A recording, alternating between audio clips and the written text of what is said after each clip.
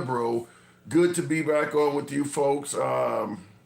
Just just not the best news or not the best item I'm going to be discussing here, but we'll get into the notion that America may no longer be safe to travel to and fro internationally. And why? We're talking about under the Trump administration. This is not something that's due to crime. Well, perhaps, because Trump is saying it's due to crime, but we're going to talk about that.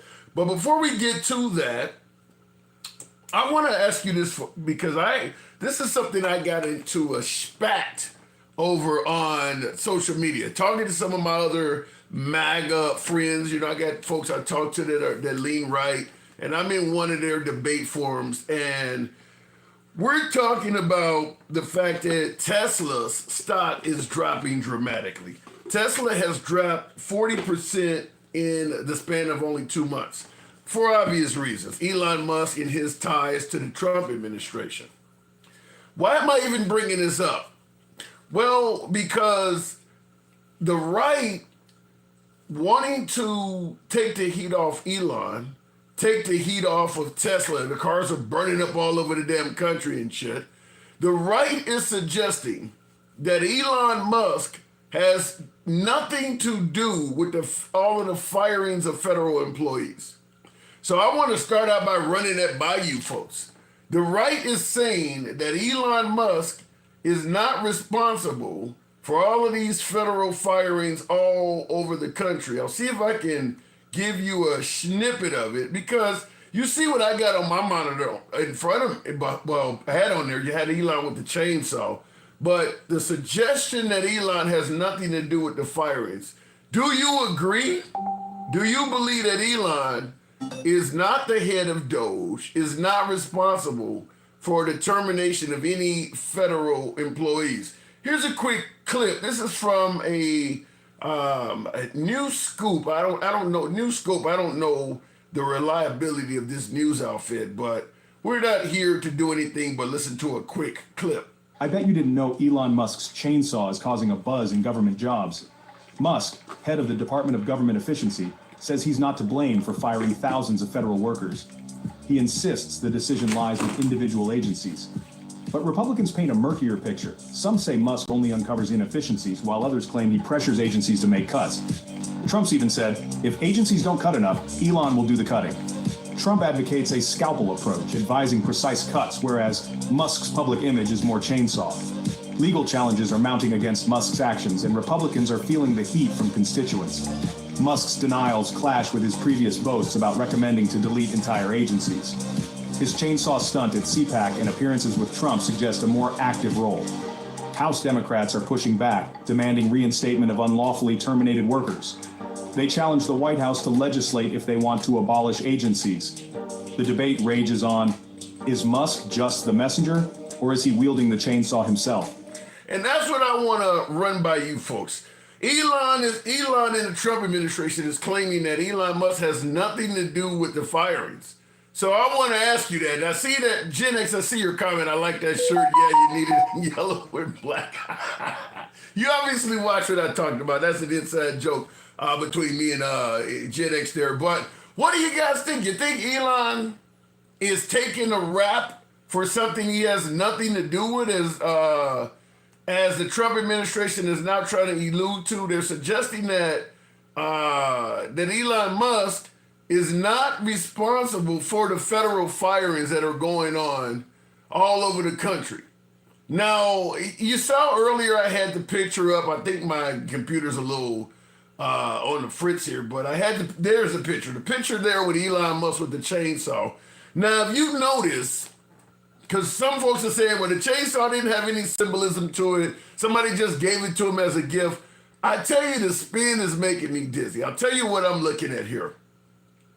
We're looking at a picture of Elon. I cannot see what his t-shirt says under it, because he wears shirts that sometimes have messages on them. And there's a lot of writing on that t-shirt that he's wearing under this coat. It looks like it says something about I'm not procrastinating, or I'm done procrastinating, but I'll have to go online and see if I can find it anywhere else. The chainsaw has Viva la Libertad, and I mean, it's in a different language, like, long live liberty or something like that is written on the side of the chainsaw that he's welding. But here's the kicker. Obviously, he's wearing a Make America Great Again hat, different format, but it definitely says Make America Great Again. But behind him, the signs CPAC, Doge Update, and Elon are on this behind him, right across. You see his head there. Behind him, that sign says Doge Update, and then a little bit over to the right, it says Elon. So this guy at the CPAC update or the Doge update for CPAC is now saying he has nothing to do with the firings. Now, Doge is clearly, the Department of Government Efficiency is clearly responsible for the firings. It was believed that Elon Musk was the head of Doge. Now, the Trump administration is trying to back off of that and say he has nothing to do with it. Then why the hell is he at a Doge update with a chainsaw? So, listen, folks, at the end of the day, Elon Musk, most of his wealth is tied into Tesla. So if Tesla takes a 40% hit in their stocks, there's no denying that's costing Elon Musk billions of dollars. I think I read once where Tesla had lost like $700 and some odd million in value about 2 weeks ago. So you can assume that's really translating to Elon Musk's wealth directly. I mean, obviously he has Starlink, X, and some of these other companies, but most of his wealth is in Tesla. So if that company is reduced by 40%, his wealth is going to be reduced significantly. And of course, he has Trump as a close friend and personal ally. So you see Trump trying to sell Teslas and things like that out in front of the White House, telling people to buy a Tesla. I believe I've seen some legal analysts suggest that Trump in the Oval Office using the phrase buy a Tesla is some sort of violation, essentially saying he committed a crime. Now, Trump is not going to get punished for this. That's not going to happen. But I do believe they're saying that Trump committed a crime by telling folks to buy Teslas while in the Oval Office. He's literally promoting this guy's business. But I want to run this by you folks. How many of you think that Elon has nothing to do with the federal firings? That's what we're going to be talking about, because that's what they're claiming. And of course, it is indeed, because Elon is starting to become toxic to the MAGA administration. Most of these hot, heavy town hall protests, a lot of that shit is because of what Elon is doing. When the veterans show up and suggest that they're losing benefits, it's Elon's. That's who they're blaming for this. They're blaming Elon. Now, obviously, Elon is a major player in the Trump administration, but they're blaming Elon. So Elon is becoming a hot potato in the Trump administration. So to save Elon without kicking him out, they're trying to suggest that he has nothing to do with what people are complaining about. So I do want to run that by you. Now, we're going to talk about that, but that's obviously not the only topic. You see the live stream is titled, Avoid Travel to America. That is what's being issued. I want to ask you folks, do you think we care if innocent folks are being sent down to El Salvador? If you know somebody was innocent that was sent to the El Salvadoran prison down there, where you know they were not a gang member. Now, I'm not saying that we've gotten to that point yet in the conversation, but let's say you found out that a person was sent to that prison down there, a maximum security prison, and you were able to confirm they were not a gangbanger. Do you believe the Trump administration should be held accountable in any way, shape, or form? Because remember, they're not getting due process. Some of these folks, you can almost be certain, were screaming and kicking, I'm not who you think I am, when they were being handcuffed and put on the plane.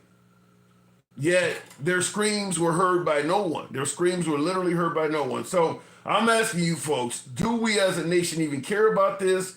And if it turns out we did jail innocent people, should we be required to make amends?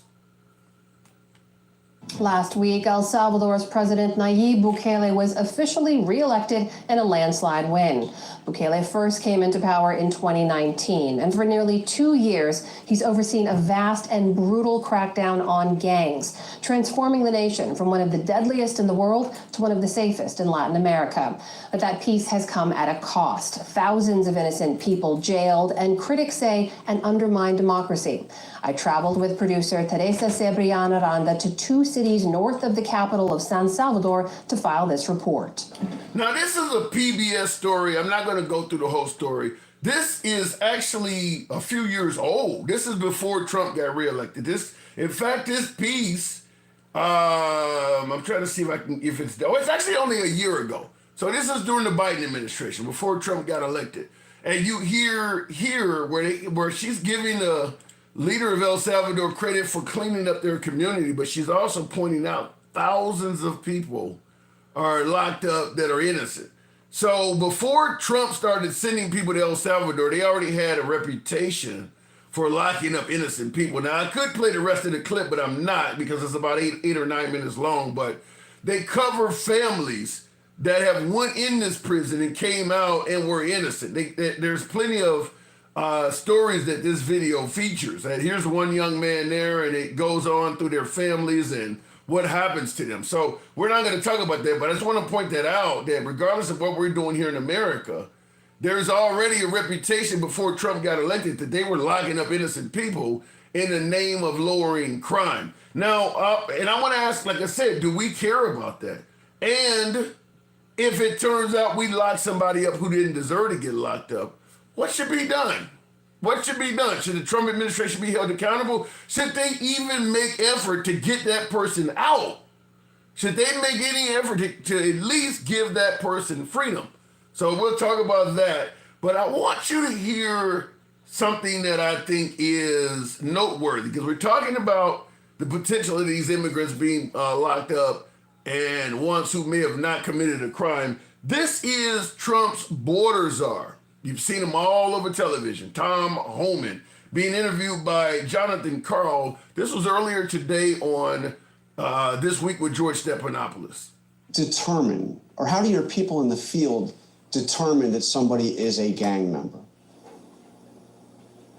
Look, there's various methods. I've noticed in the media this week, a lot of them don't have criminal histories. Well, a lot of gang members don't have criminal histories. Just like a lot of terrorists in this world, they're not in any terrorist database, right? We only know the information what's in databases based on, for instance, most terrorists we arrest that are identified by the U.S. government are later identified through a Title III investigation or through an undercover operation. They're not in any terrorist screening database. We know that. A lot of gang members, I started as a cop in 1984. Many gang members don't have a criminal history. So we have a count of social media. We have a count of surveillance techniques. We have a count on sworn statements from other gang members. We have a count on, wiretaps and Title IIIs. Everything involved with the criminal investigation come into play. So just because someone hasn't been arrested and charged with a crime yet, doesn't mean they're a member of a gang. Listen to this. How do you, what we've heard from lawyers representing some of these people is that they deny that they're members of this gang.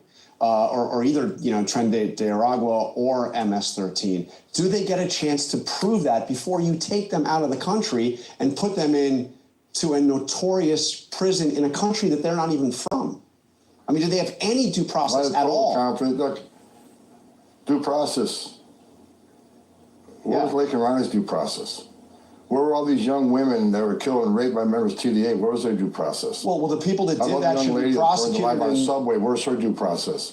Now, you heard him ask, I'll stop it here, but you heard him ask, do these people get any kind of due process? And Tom Homan responded with, what about Lincoln Riley's due process? What about these people that are being, unalived by these gang members? What about their due process? What about the person that was killed in the subway? So in other words, the answer is no. In other words, the gang members, when they take someone's life, they're not giving anybody due process. So everybody we send down to this hellhole in El Salvador, they don't deserve due process either, which leads to the obvious point. That means if you're sending somebody down there that's innocent, you're treating them like the equivalent of somebody who took Lincoln Riley's life. If somebody is 100% innocent, Why are you using Lincoln Riley's treatment on that person? Well, he doesn't entertain the notion that anybody being sent down there is innocent. We talked about this a few days ago when we had a live, and that was one of the first things, at least I said with some of my guests, is that I don't care if you're sending folks to prison like down here in El Salvador, or you're just simply building a wood kit in shop class in high school. Anytime you do something fast, you're going to make mistakes. Anytime you do something quick, without any checks and balances, without looking over your work, you're going to make mistakes. And when you're sending people on aircraft, literally days after you've captured them with no due process, the chance of somebody getting sent that didn't deserve to be sent is going to be very high. It's going to be very high. So we're going to talk about that, obviously. And I'm asking the question, do we even give a damn if we send innocent people? And last but not least, because you see the live stream is indeed titled, avoid traveling to the United States. And we're not, now, obviously I just played clips by Tom Homan, but keep in mind, when I say avoid traveling to the United States, we're not just talking about Tom Homan. We're not just talking about illegal immigrants, undocumented, or whatever you want to call it. A number of countries have updated their travel advice to the United States in the wake of a crackdown on immigration by the Trump administration. Travelers have reported being detained at the U.S. border even though they had valid travel visas. Germany updated its travel advisory for the U.S. this week after a number of its citizens were detained at customs and then deported. What was intended as a short vacation turned into a nightmare. German tourist Lukas Silaf was detained upon arrival in the US and hauled into a detention facility. They put me in chains everywhere, around my stomach, on my hands, my feet. Then they put me in a van and drove me to the detention center in Satinko. Lucas was returning to the US from a vacation in Mexico.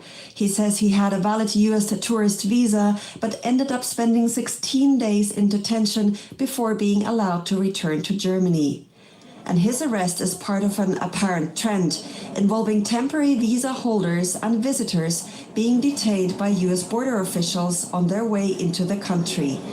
Canadian actress Jasmine Mooney has a similar story. She was detained for 12 days over an incomplete visa. There was no heads up. Next thing you know, I'm taken and for 2 weeks haven't been told anything, moved in different cells, sleeping on cement, sleeping in different jail cells. Like it just, nothing makes sense to me. A French scientist, in turn, was denied entry into the US after his phone was searched by customs.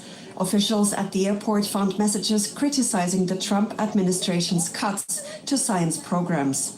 All deportees say they did not violate U.S. immigration policies nor commit any crimes. Okay, now, before we continue on, and there's Trump's spokesperson walking out. Damn, she's kind of shapely there. That's, can't think of her name again, but she's the one that's the spokesperson for Trump. Got a 59-year-old husband and she's 27.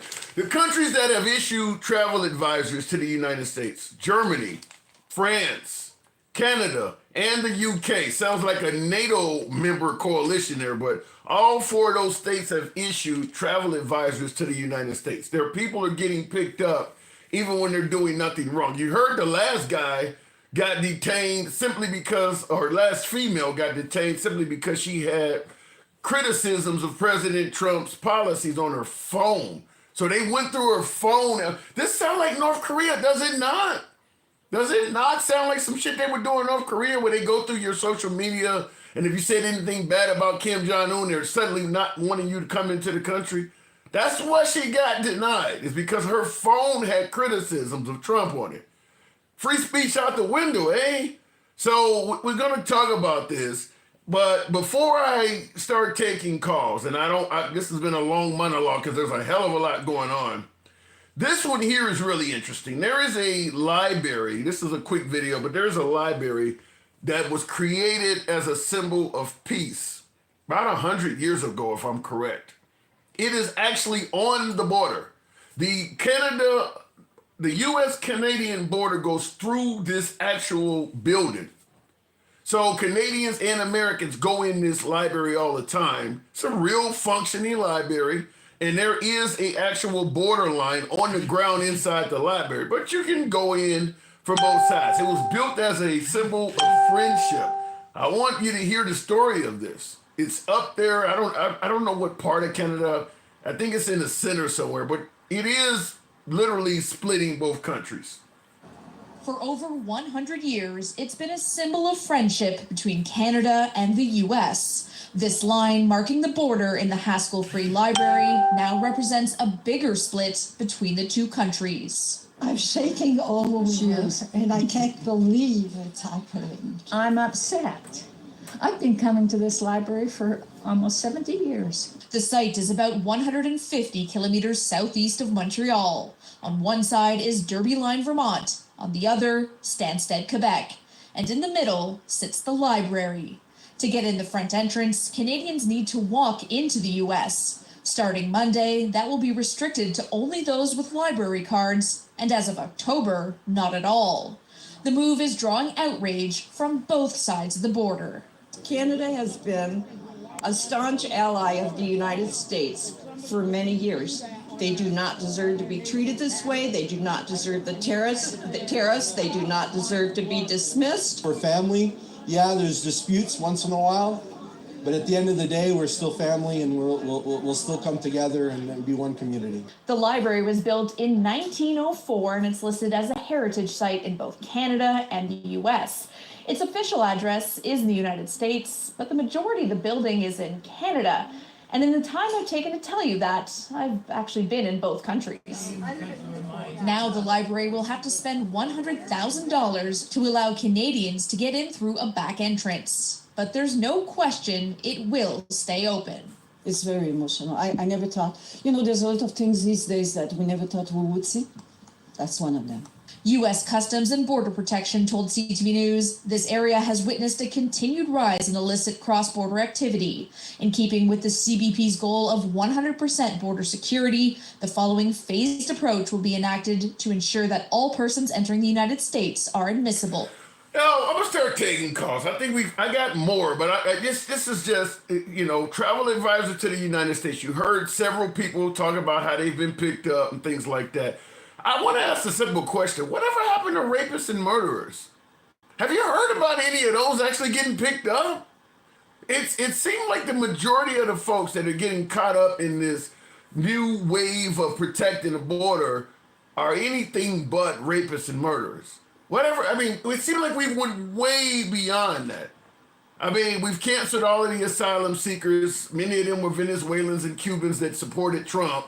Their families did, the ones that are here legally. But it seemed like we went way beyond rapists and murders. But I want to hear from you folks. So looking in the comments to start the program off, I do want to make sure I didn't, and by the way, I did miss the super chat there. Will starts the program off right by saying Trump ain't shit. Will continues by saying Elon Musk smells like shit. And he says that anything Trump touches turns to shit. Now, a lot of folks believe that the country's doing better under Trump. I want to talk about it from a standpoint of under Biden, we were the laughing stock of the world, and under Trump, we are more respected by everyone. Is that your view?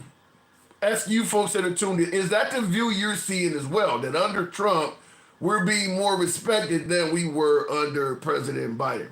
And if so, I would love to have your opinion on which countries you believe are doing that. What happened to being judged by 12 and carried by 6? Guess that doesn't happen anymore, says Will G. Well, judged by 12 as opposed to being carried by 6 is usually meaning I'll shoot it out as opposed to taking a chance with a jury. It does happen. Let the people get pissed off enough.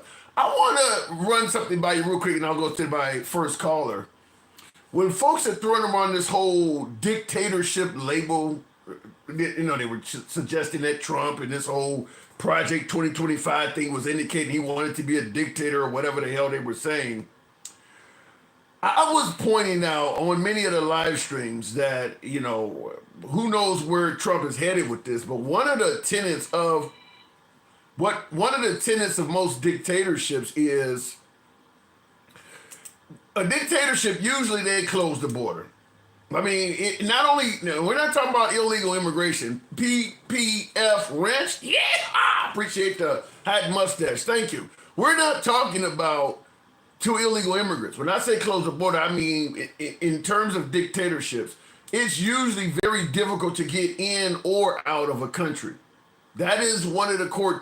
And now with this person, hopefully this isn't something that's widespread. When somebody's talking about they went through their phone, found negative criticism, and that was enough to detain someone, that's certainly a core tenet of a dictatorship. So we can talk about that throughout the life as well, but people getting their phone. Why are they going through the person's phone if there's no actual crime? Going straight to the box will bring up Jeremy. Good evening, Jeremy. Welcome to the program. Can you hear me? Yeah. Is this an alt account? Because it doesn't look like I'm sub to you, even though I never canceled the subscription. Yeah, this is the back. This is my alt account. This is we have two, but sometimes when they play with one, we go to the other one. So okay. Yeah. So what's going on here? What does it appear as if we're deliberately trying to isolate our allies? I think we're just trying to not get screwed over by as much of them as we used to in the past. As for the people who are having their phones gone through, I'm going to tell you a little story about somebody who had this exact thing happen to them before Trump got back in office. Her name is Lauren Southern. I think I mentioned it on this program before. So she's a journalist, and she has never had a single criminal record in her life, and she has never done anything wrong in her life. She's never had anything behind her whatsoever. And whenever she came to the States, the only way that she was allowed to come in is if the feds were able to go through her phone on a regular basis. So I don't see this as being a Trump thing. I think we've always, ever since the Patriot Act, all politicians have used this in the wrong way to get their way, and they so you saying it existed before Trump, but you said the wrong. So you do think that what they're doing though is wrong. Yeah, I'm willing to hold Trump accountable for this. I think he shouldn't, like just because Jimmy, Al, and Timmy all decide to throw rocks at a car doesn't mean that Sally should join them. That's it's interesting you would say that because that's the same argument I give anytime somebody says that. Well, Hillary Clinton started the birther movement. That's some kind of excuse for Trump doing it. I just don't want people to just say, "Oh, this is unique to Trump." It's not. It's not at all. Not even close. Well, he could perhaps do something to stop it, though, right? Right. I think that would be a good thing. I think so too. That's why I also would like him to go through due process. You mentioned that. Through a lot of things. See, a lot of what he's doing, I like. I just don't like how he's doing it. Explain. So, Doge, 100%. I agree with 100%. And you know what? I actually have a little theory.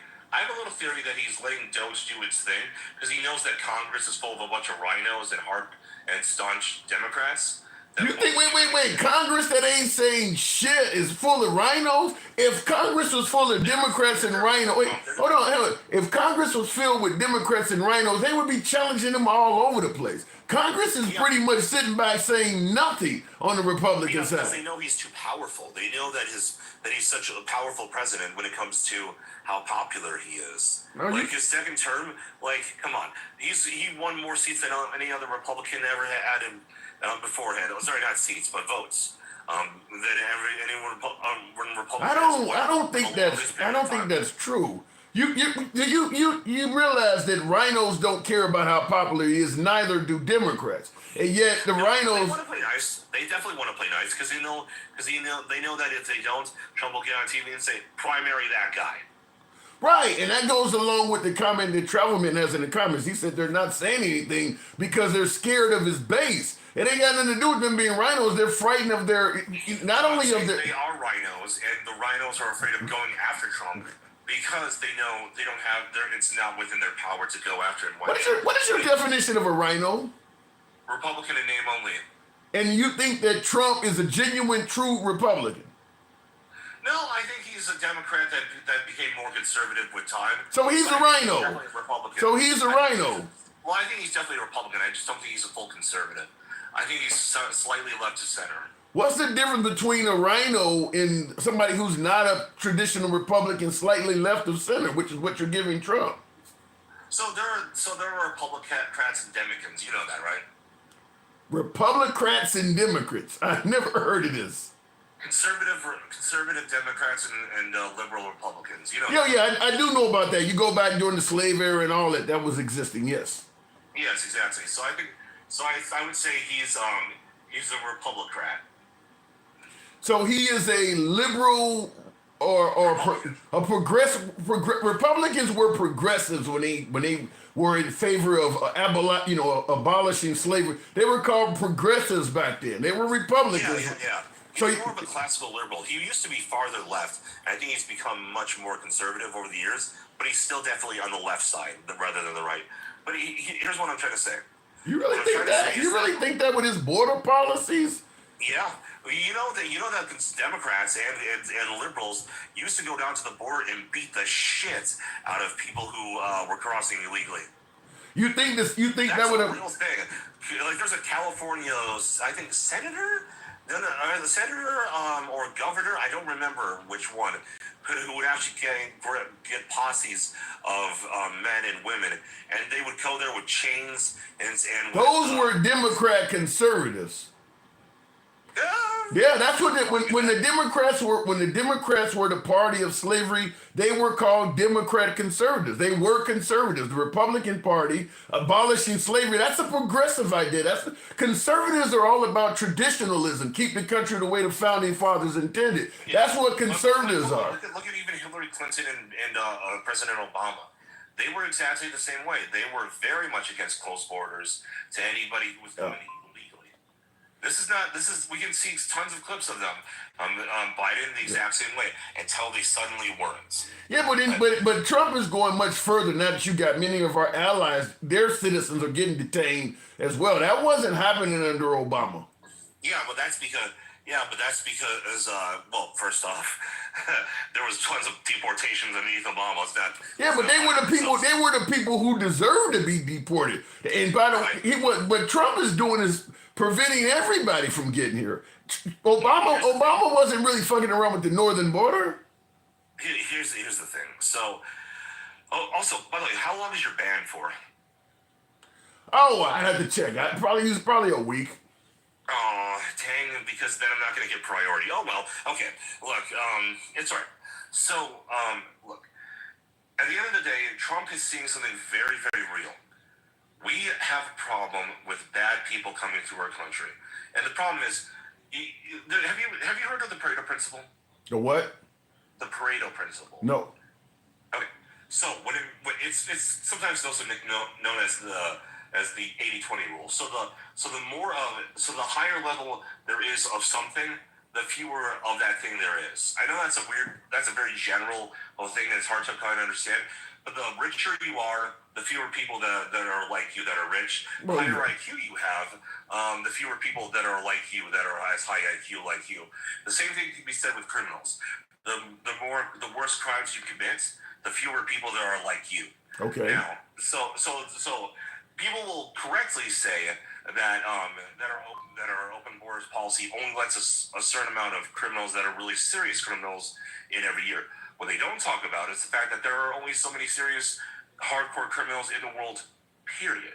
Well, let me just interrupt you and say this. The problem with this whole rapist and murderer thing is what you and I started talking about in the beginning of the conversation. Because nobody is getting due process, we don't know if any of these people are rapists and murderers at all. Because they started out with rapists and murderers.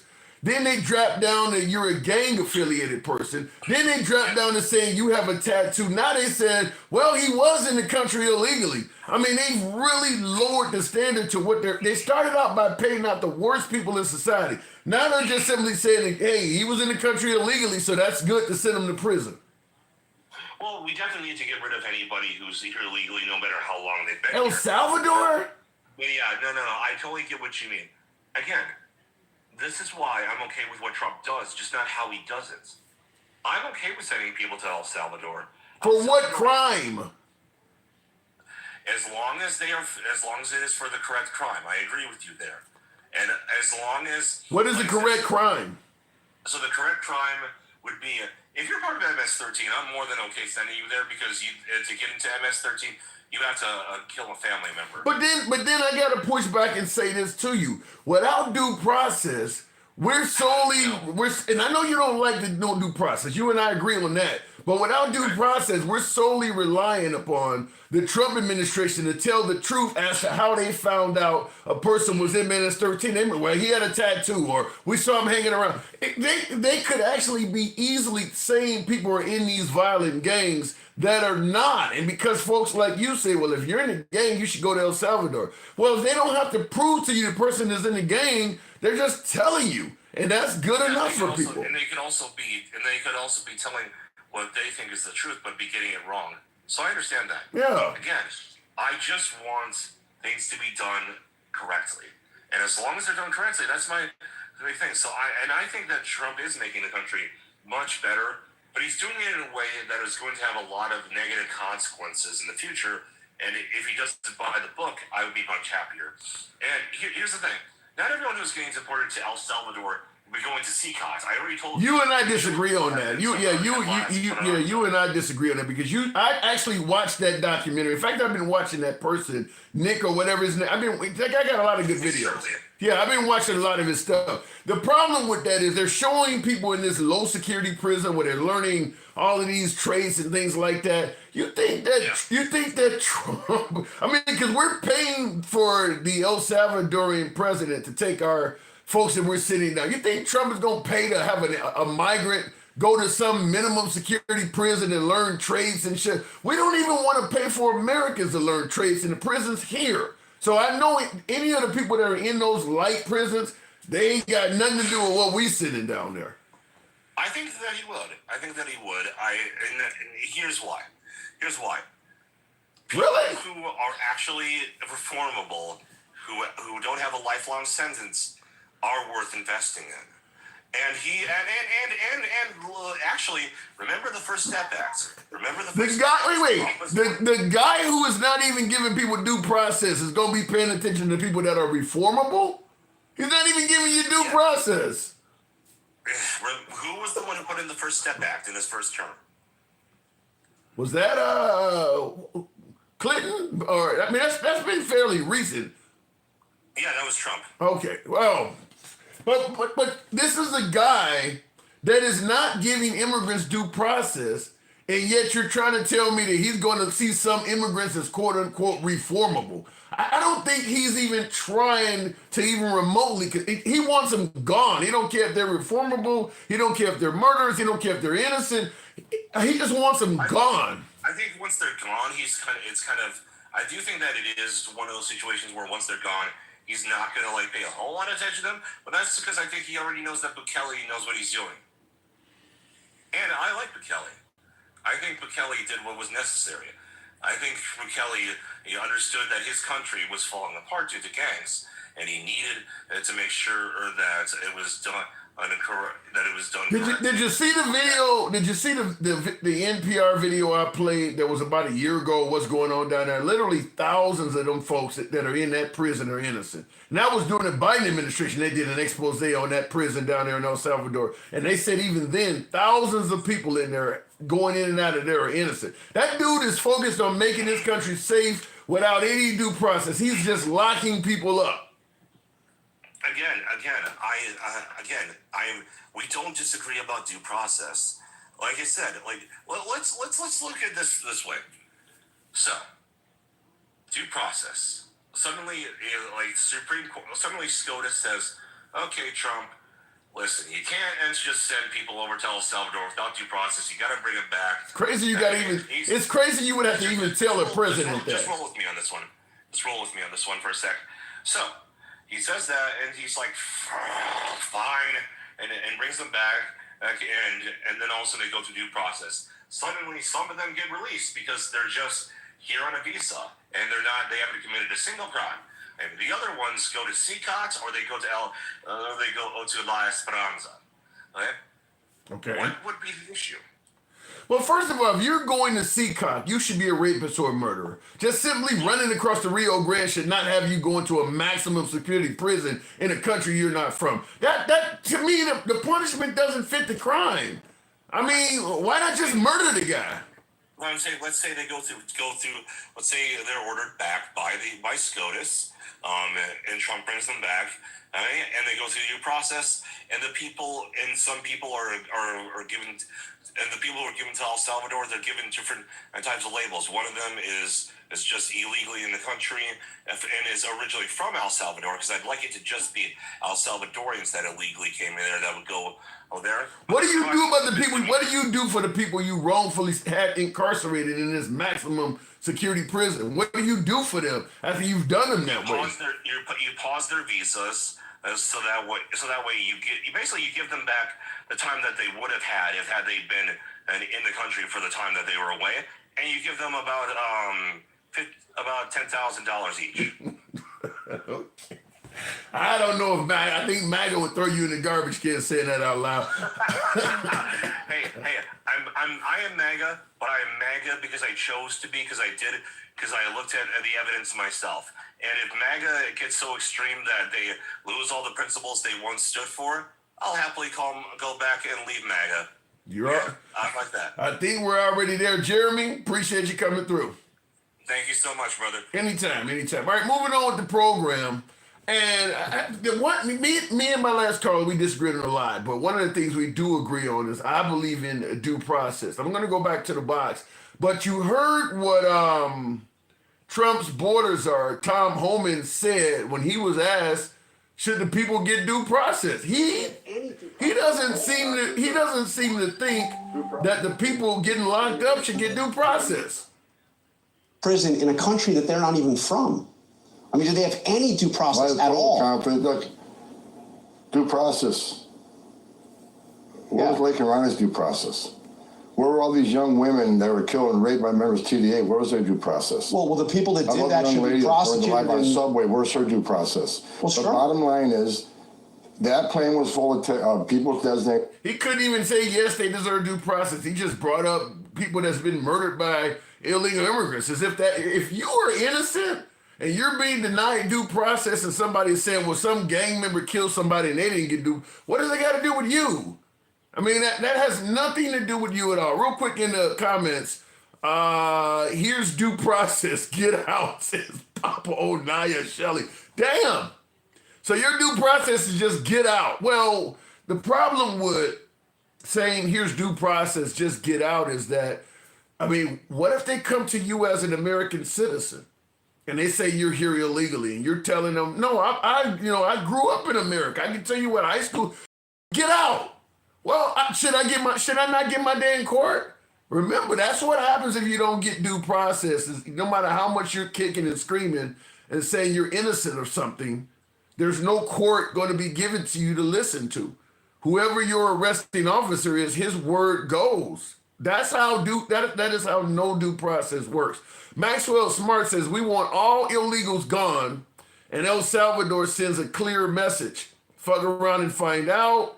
Trump isn't playing games. He's telling to self-deport now.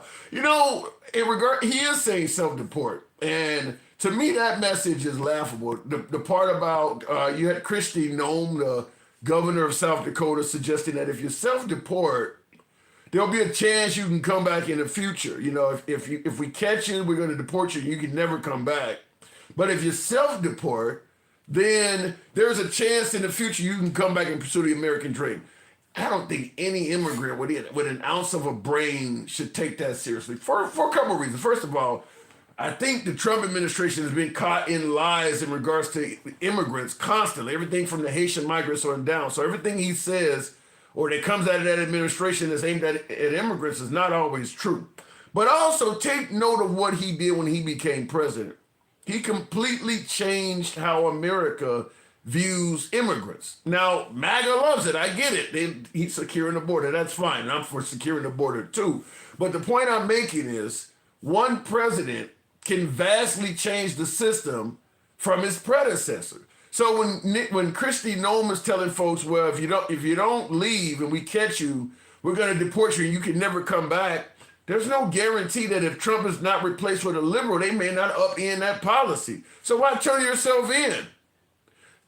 Stay under the radar, Hopefully you can survive 4 years, or if let's say you get caught and deported 2 years from now. You get kicked out, and then you can hope that maybe a liberal comes in and looks at Trump's policies as too draconian and flips all that shit around the way Trump looked at Biden's policies as too lenient. So what Christy Noem is saying, that if you self-deport, you won't ever be to come back, or if you do, you can't come. That's only as valid as the Trump administration. Because all of that stuff's being done by executive order. All of that can be flipped over by the next administration. Real quick, before I go to the next caller, they have knee pads for Trump. Damn, Will. Going back to the box, gangsta. Good evening, welcome to the program. Can also be guilty of association. Yeah, and I don't like that one. Because a lot of folks got criminal elements in their neighborhood. Hell, I don't have any criminal record. And I knew a lot of felons and shit growing up. Do I get charged and treated like a felon because I know some of them? That's how the guilty by association with MS-13 and gang members could relate. You're hanging around them, so you must be one of them. That is, a lot of folks have gotten in trouble for that. Standing on the corner with gang members so the cops show up and treat you all like gang members. I'm not a fan of it. I'll try my next call. I tried to bring up Gangsta G, Travelman. Good evening. Welcome to the program. Now, do you see... Now, the notion is that under Trump, we're more respected worldwide, and we were a laughingstock under Biden. Travelman, good evening. What say you? Look here, Brian. I'm flabbergasted. For what reason? For what reason? What the hell is happening to our country? Okay, we're not.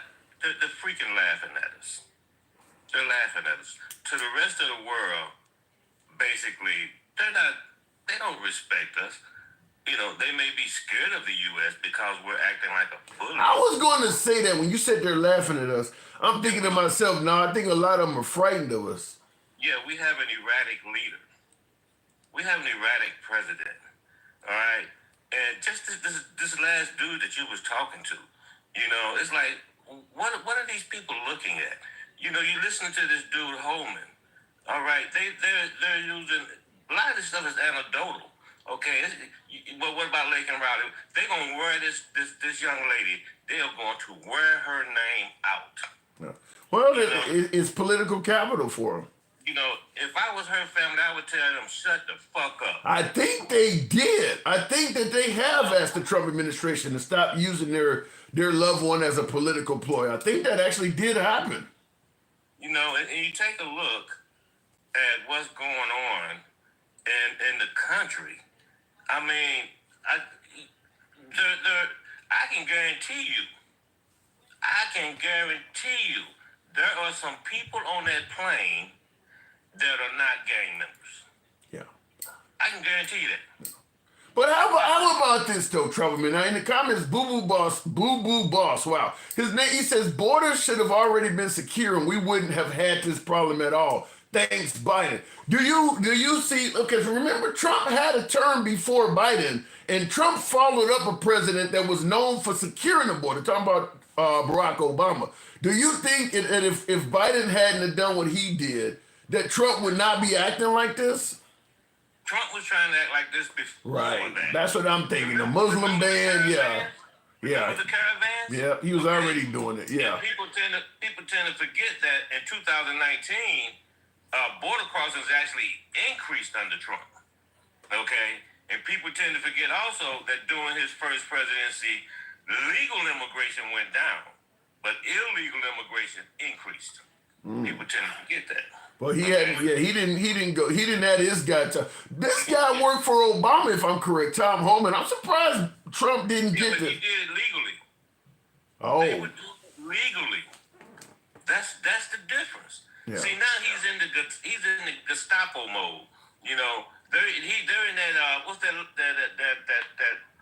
regulation they just came up with, the Foreign Enemies Act or whatever. Yeah, the aliens of 1700 or some shit like that. Yeah. Where they can actually, if the president designates somebody or whatever, they can actually go in your house without a warrant. Jeez, like the Patriot, almost like Bush's Patriot Act. It's worse than the Patriot Act. But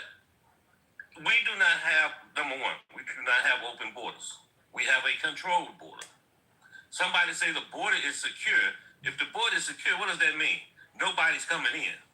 Yeah. Well, it could mean nobody's coming in or out without approval, though. But then that's bullshit. I think what you're describing is the border. What you're describing is the border is locked or the border is closed. They saying secure. Right. Secure mean that it is closed. We still have illegal people coming across the border.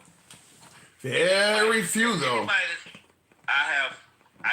I said before, I was a network engineer with CBP for 15 years.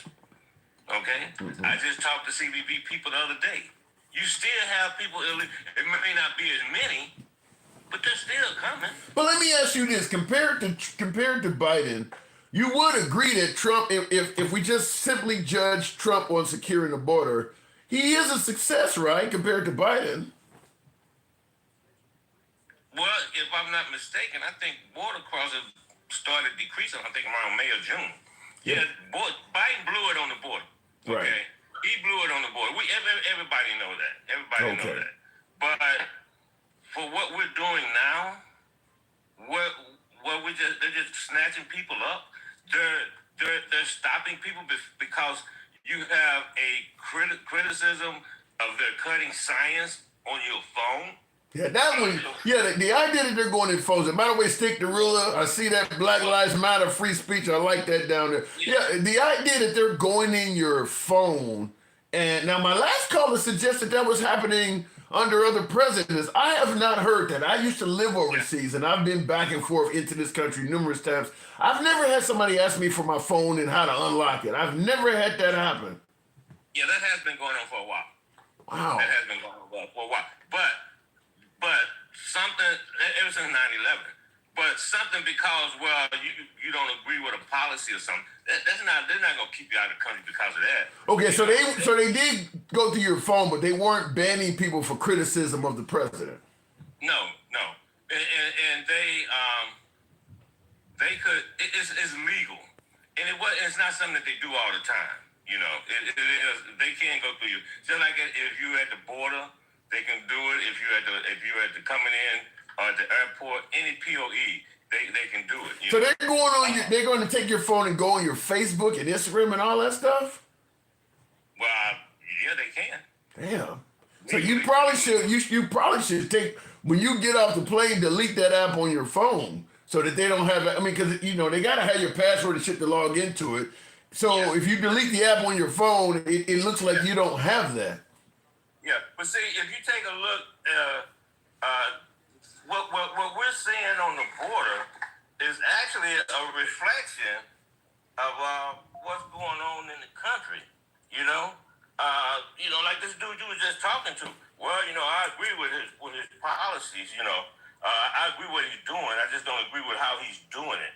The thing you saw on Canada. Yeah. Right. So. All across the northern border, you got. It used to be you had some places on the northern border where all they had was a camera and they could see if somebody was coming across. But you also you can do your customs stuff on the Canadian side of the border. All right, they call it pre-clearance. Right? Can you still do that now under the Trump administration? Yeah, that's it. That's every major. We did every major airport in Canada. Okay. From Vancouver to Montreal, we set up pre-clearance centers. And that's so you can do your stuff over there. Same thing like down in Aruba, places like that. You can do your custom stuff down there. Can he stop that? Yes, he can. But then now you just blew, and I don't think he cared, but then you just blew millions of dollars. Okay? No, I don't think he cares either. Like I said, what we're seeing, it's like take a look at what's going on in the country. We have become we're an angry country. Yeah. And the rest of, we're going into a period of isolationism, Now you got countries putting us on a travel list. Yeah. And then you got, I think if I'm not mistaken, Trump just came out with a list of 40-some countries You know, or he's coming out with a list of countries that they're gonna add to the Yeah, list. I'm watching a lot of Canadian TV because they have news channels obviously just like we do here, and I watch a lot of their stuff. Man, their comment section is full of people like, I cancel trips. I used to love going to Disney World. The Canadians, are, for the most part, are now looking at the United States as a void at all costs. And then it doesn't help that some of them that have came down here have been detained and held for hours for little to no reason at all. Yeah. For weeks. Yeah. I played a clip. One lady, her visa was incomplete or something. They held her for 16 fucking days for that. Like, what the hell? What is going on? This is coming from the top, right? And I believe in leadership. The organization would be a reflection of the leader. Right now, we got a freaking idiot up there that don't really give a damn about anybody except himself, who's who's a puppet to the puppeteer, who is Elon Musk. Okay, so that's what's going on. Now the rest of the world. Think about this. The rest of the freaking world, our allies. We have turned on our allies. Okay, they're looking at Canada and other NATO countries. They're looking at whether or not they gonna go through with the fighter jet contract. Yeah, well, certainly not that there are rumors that there's some kind of off switch in the F-35. Now you're going into the private sector because you're talking about contracts that are worth billions of dollars. We're not the only country that produce fighter jets. True. NATO countries produce fighter jets too. But and that's what Canada is doing now, because they were going to buy them for us. They are looking at other NATO member nations for that. Yeah, they buy ours because all the other NATO countries, you got a platform that everybody's familiar with. But the Swiss, they make fighter jets. Actually, they make some damn good fighter jets. The UK, that the Harrier jet came from the UK. Right, the jump jet. So now we're starting to, they gonna start losing those contracts. Let me ask you now, is bleak of a picture as you're painting. Now, Trump's only due to have 4 years. I heard Steve Bannon suggest that he is going to get a third term, but let's just say he gets one more term and he's out of there in 2028. All of the stuff you're talking about, is it permanent? Can we undo? Okay, we may have some bad relationships because of what Trump is doing with Canada and some of our NATO member states. Is this something that we will wear like a tattoo, or is it something we can, essentially heal once they realize Trump is no longer at the helm? We're going to wear it because we put this dude in there twice. Look at what he's done. He's been in office 2 months. Look at the damage that has been done, not just to the allies. Look at the freaking damage that's been done to the country, right? How are you going I just saw a thing today, maybe you saw it. They're cutting $1 billion from the freaking school lunch program. But and I'm not a fan of what you're talking about, but let me ask you this, because you said he's done so much damage in 2 months. I got viewers that believe his face should be on the side of Mount Rushmore. I asked to give a letter grade, they get a man an A+. What damage, for the audience at home, when you say Trump has done damage to this country, I need you to elaborate. What are you saying he's damaged? Okay, well, number one, the tariffs. He putting tariffs on all the countries. So basically, we're in a trade war with the world. Right. Okay? And the reciprocal tariff, that's fine and dandy. But the other stuff that he's doing, that's even further, right? Now he's talking about giving up the command leadership of NATO. Yeah. Which we've always had a 4-star in front of that, right? Yeah. Now let's bring it to the states, right? How are you going to before Trump came in office, go back to Biden. If you call any government agency, they would tell you that they're undermanned, they're understaffed. Yeah. That was before Trump came in office. Now answer this question: how are you going to cut? What did they say they're doing Social Security? 40,000, 70,000? How are you going to cut that many people in this short period of time? Did the work go away? Do we have 50,000 people sitting over there? That is what they're telling us, is that the people that are working there are working at home. They're not answering Elon Musk's email. They're not doing shit. So you had to get rid of them because they were all lazy, just collecting a paycheck. But think about this. This is a complicated country. Is the country running by itself? This is a complicated country. We have 3 million people. We have 3 million people. The federal government employees is the same as it was in 1980. With less population. And we have 340 million people. So you have 3 million people providing services to 340 million people. You're going to cut 70,000 from the VA. Is that going? Are we cutting? Is the workload going away? No. And what they do is, and what they have been doing, is that they demonize everybody, and then they go in, and then they start doing the damage. That's what they do. That's what MAGA does. The question we should be asking is, why does MAGA hate the federal government? Because they think that the federal government is waste, fraud, and abuse, and it's a drain on our economy. Okay, they got where it's fraud. Okay, where are the charges at? Have you seen anything? No, I have not. That's a great point. That fraud is a crime, and if there was so much fraud, there should be some charges being leveled at somebody, and they're not. Okay. So. Yeah. Do we have waste? If they were serious about waste, they would have started at DOD. Yeah, and they just gave him the F-47. They're spending more money. look, this is how fucked. Excuse me, man. No, you good. You good. So freaking this is so fucked up. We got an F-22. This motherfucker is such a narcissist.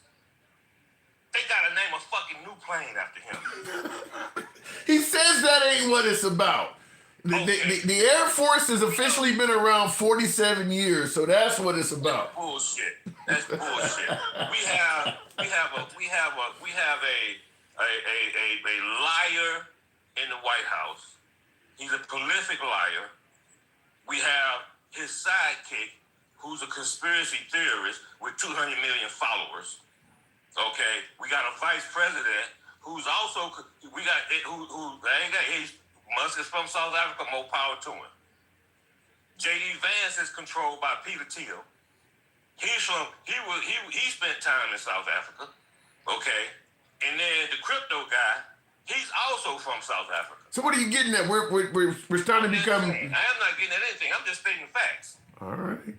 Okay, if it weren't for Peter Thiel, J.D. Vance wouldn't be in the Senate.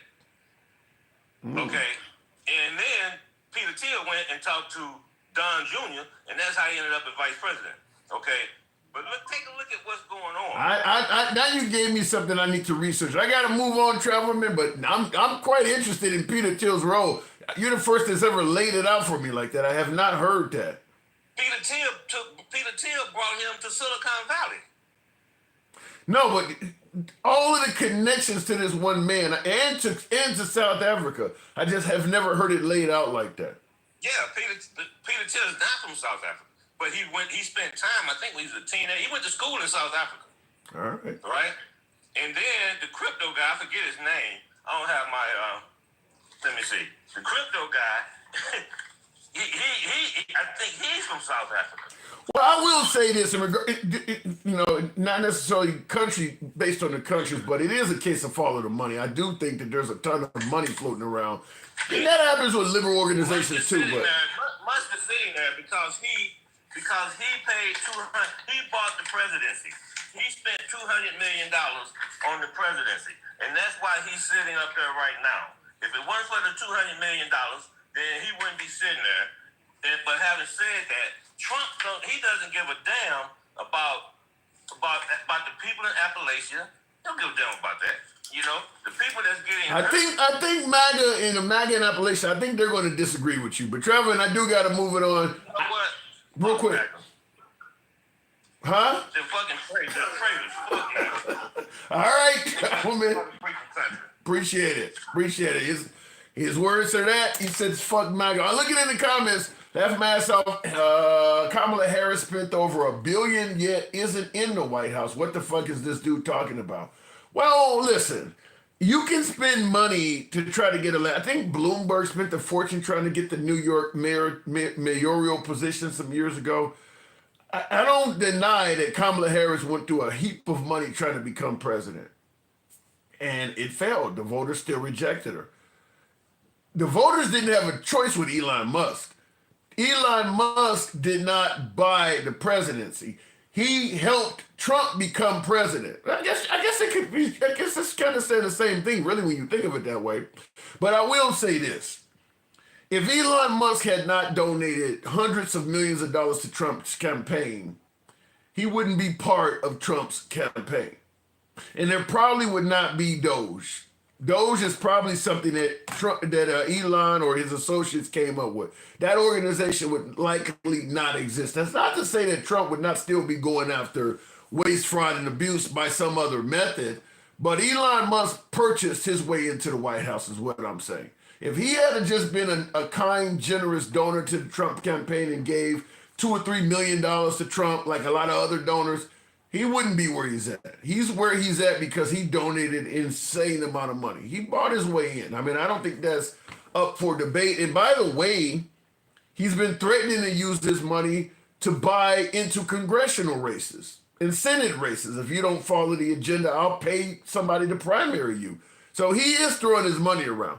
And speaking of Elon, I wanted to, because we were talking about, we're going to get back to the border bullshit, but I do want you guys, I'll play this quick clip again, because Elon apparently started to become toxic to the Trump administration. Outside of MAGA looks at Elon as the biggest success since the wheel, but outside of MAGA, a lot of folks, independents, liberals alike, are starting to complain because Elon is firing so many people. Here's what Elon is now claiming, because he's claiming that the firings are not his responsibility. I bet you didn't know Elon Musk's chainsaw is causing a buzz in government jobs. Musk, head of the Department of Government Efficiency, says he's not to blame for firing thousands of federal workers. He insists the decision lies with individual agencies. But Republicans paint a murkier picture. Some say Musk only uncovers inefficiencies, while others claim he pressures agencies to make cuts.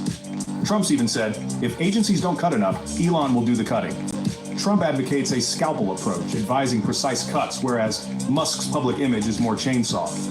Legal challenges are mounting against Musk's actions, and Republicans are feeling the heat from constituents. The constituents are killing those town hall meetings. Now, Elon is trying to say he's not doing it because it's hurting his Tesla stock and it's hurting the Republicans at these town hall meetings.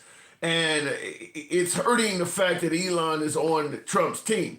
Elon is like a lightning rod. So he's trying to divert the attention from himself to some other phantom member of the Trump administration, or suggest that other organizations are doing the firing. But it's kind of late because they've already taken credit and given Elon a ton of credit for firing people. As you heard the speaker in this video point out, that Trump even stated if they don't get rid of enough people, Elon will broaden it. I mean, they've been giving Elon credit the whole time for firing people. But now that it doesn't seem to be working, they're trying to tell the people that Elon Musk is not doing it. It might be too late for that. Real quick, looking in the comments, let me make sure I didn't miss the super chat there. By Maxwell Smart says a model immigrant is one that can self-sustain. A bad immigrant comes broke with no resources. We want well-off in college graduations, non-trade workers. Well, wait a minute, Maxwell, you missed it. First of all, based on your statement that a model immigrant can self-sustain and a bad immigrant comes broke with no resources, so you would eliminate the asylum seekers completely, because that's generally how they come here. They're broke and they need help. So any of those folks that are trying to flee wars and things like that, the Jewish after World War II during the Holocaust, Hitler took everything. They couldn't leave Germany with anything. You would turn them away. You would call them bad immigrants. They can't self-sustain. So I think the way you're viewing it is very harsh, but I am 100% certain that among my beloved MAGA, there's a lot of people that agree with you, but that's very, very harsh. Illegals should be double taxed and receive no tax returns. Damn. Failure to file gets hit with a $10,000 fine, paid within a year, or get deported. Maxwell Smart, you are awful. Now, you just said illegal immigrants should be able to self-sustain. But now you're saying they should be double taxed to receive no... you're going to hit them hard financially. You think that might interfere with them being able to self-sustain with you doing all of that shit to them financially? Illegal immigrants should have to pay for their own. You just don't like illegal immigrants, Maxwell. I'm thinking that's what I'm starting to think. Based on what I'm reading, I'm starting to think that you do not favor illegal immigrants. But continuing on, he says that illegal immigrants should have to pay for their own health care like they do in their own country. If they don't pay, get fined and still get deported. Jesus. You know, the crazy thing is, your recommendations are kind of like what's happening, where immigrants are coming to America and literally leaving here worse than they came. Particularly those ones that are being sent to prison in Venezuela. They're actually doing worse than they were before they came to the United States. You want an illegal immigrant. What did he say in that last one? They should have to pay their own health care. First of all, even Americans Americans tend to make more money than most, certainly any country south of the border. You know, the average American, what is it, 50, 60, 70,000 a year is what the average American makes. That's well above anything they're making south of the border. And most Americans that make that 50, 60, 70,000 a year could not afford to pay their own health care. You go to a job, they give you health care insurance, and the out-of-pocket cost and deductibles and all of that stuff is more than most Americans can afford at our salary. But yet you want an immigrant coming over here that's gonna be picking fruit to pay their own health. That ain't gonna happen. I'm surprised. I mean, they couldn't even pay the insurance premium. That's not gonna happen. You really coming at them hard with that. Real quick before we move on, I don't think I missed any other super chats. I'll go to the next caller. Will you take the mark? Will you take the chip? Wait a minute. Will you take the mark? Will you take the chip? You will not be able to buy or sell without it. I don't know what you're talking about there, sir, but look at the plan is to choke off government program funding, privatize and sell it to the highest bidder. The Trump administration is big on privatization, and I do believe that, everything from penal institutions on down. Some people even say that they may privatize Social Security and some of that stuff. To me, anytime you put profits, because when you privatize something, the whole purpose is profit. You're putting it in the private sector, so whoever controls it now is doing it for a profit.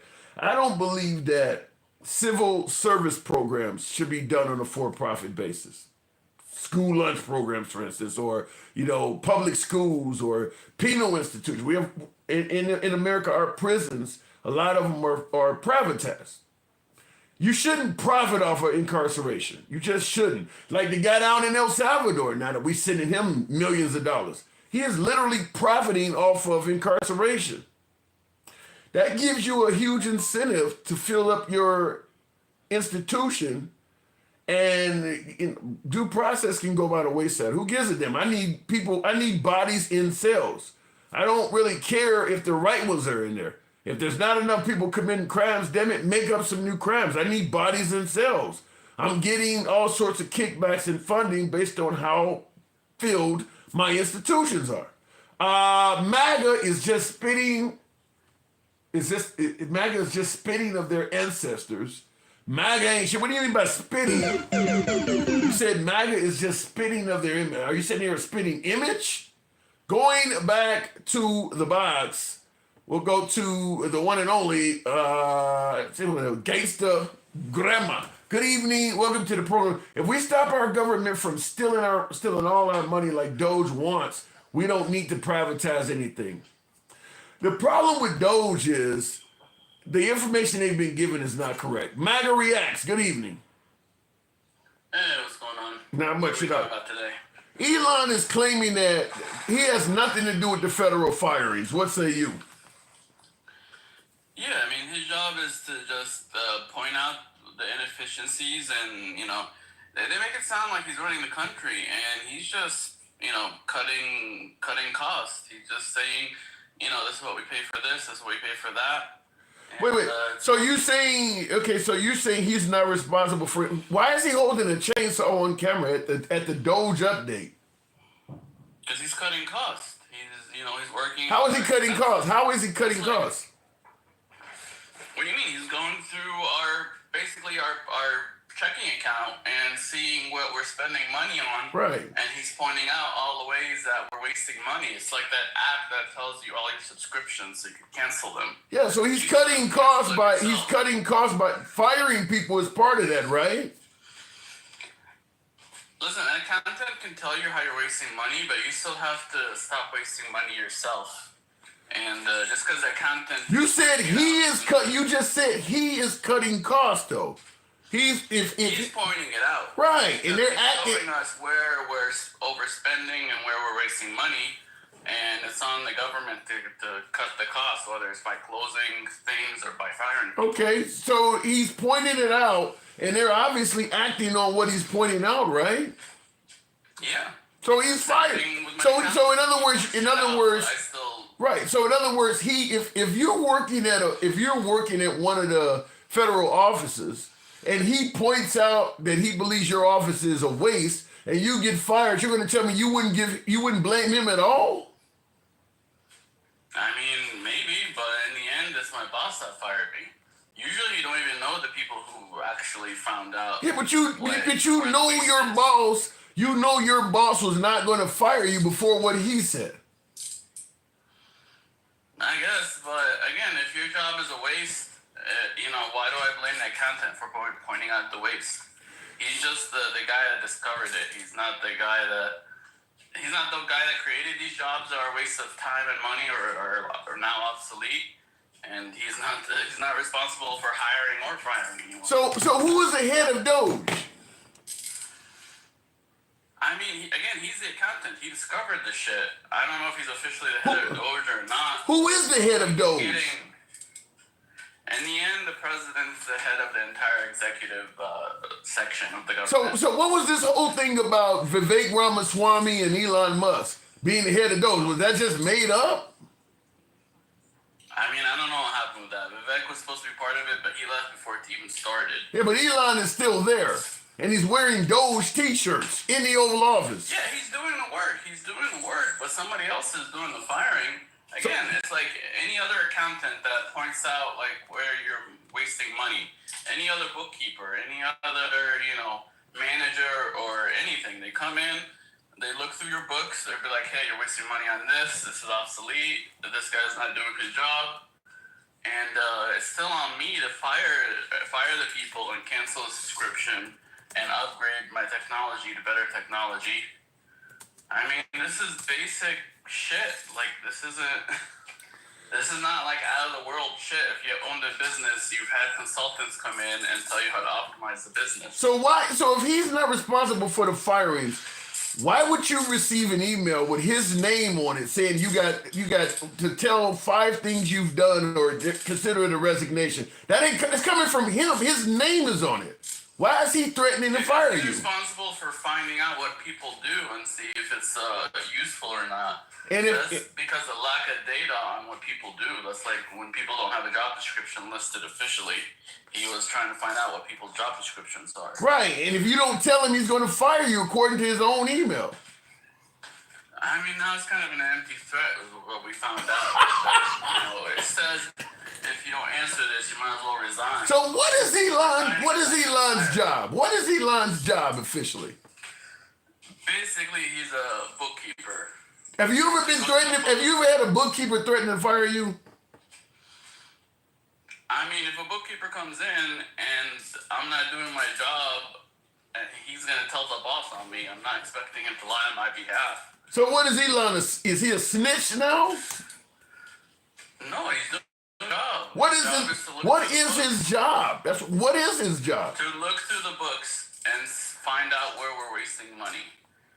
And when he finds out, wait, he's not firing anybody according to you. So he looks through the books, he finds out where we're wasting money. What does he do with that information when he finds out where we are wasting money? He organizes it in a way that's easy for the people in charge, the people who do the firing, to digest it and act upon it. So that's a snitch, MAGA reacts. He's snitching, is what you're telling me. If you want to call it a snitch, call it a snitch. I mean, that's his job, to look for ways we're wasting money. I mean, if it doesn't even have to do with a person, what if it's just a fucking something we're spending money on, like old computers or that fucking, where did he find that old mine where we're storing boxes underground in a coal mine or whatever? So you know, that's a waste of money to be having that much stuff on paper and to spend that much storing it underground in a coal mine. So you do understand though why people think that he is the one that's doing the firing, right? I mean, he's the one looking into it. No, he's the one sending out letters. He actually sent people an email, sent everybody in the federal government an email telling them if they didn't respond. So if you want to say that, you could say that, but it makes no difference. I mean, the job had to be done. Like, there's jobs where someone has to be the bad guy no matter what because it's good for the company. Then just admit you're the damn bad guy. Quit lying about it. If somebody has to be the bad guy, admit your role. Quit lying about it. But he's also a good guy because he's saving the company or the country from bankruptcy. That's fine. Where we're going, we're eventually gonna hit bankruptcy. That if that is the goal, then just admit you're saving the country from bankruptcy. Don't come up and try to pretend like you ain't firing people. Why lie about that this late in the game? He does say that. What? He does say he's saving the country from No, bankruptcy. but he's saying that he is not firing people, and everybody knows he's doing that. Because he doesn't do the actual firing.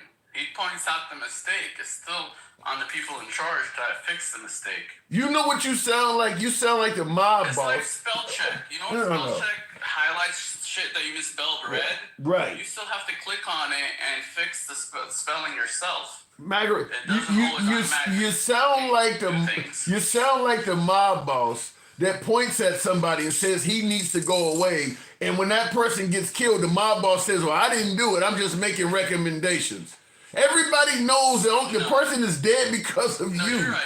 You're right earlier. He's the snitch. He's not the mob guy that decided the guy needs to die. He's the guy that snitched on him saying he didn't do his job. So I'll give you that. You were right. He is the snitch. So here is that is a good analogy. Well, then the snitch is that's good enough. If I lose my job and the snitch is responsible for it, he's just as bad as the person that fired me, because I wouldn't be fired without the work of the snitch. He's just snitching. That's just as bad though, because he's part of the process. Because the culture made it a bad thing.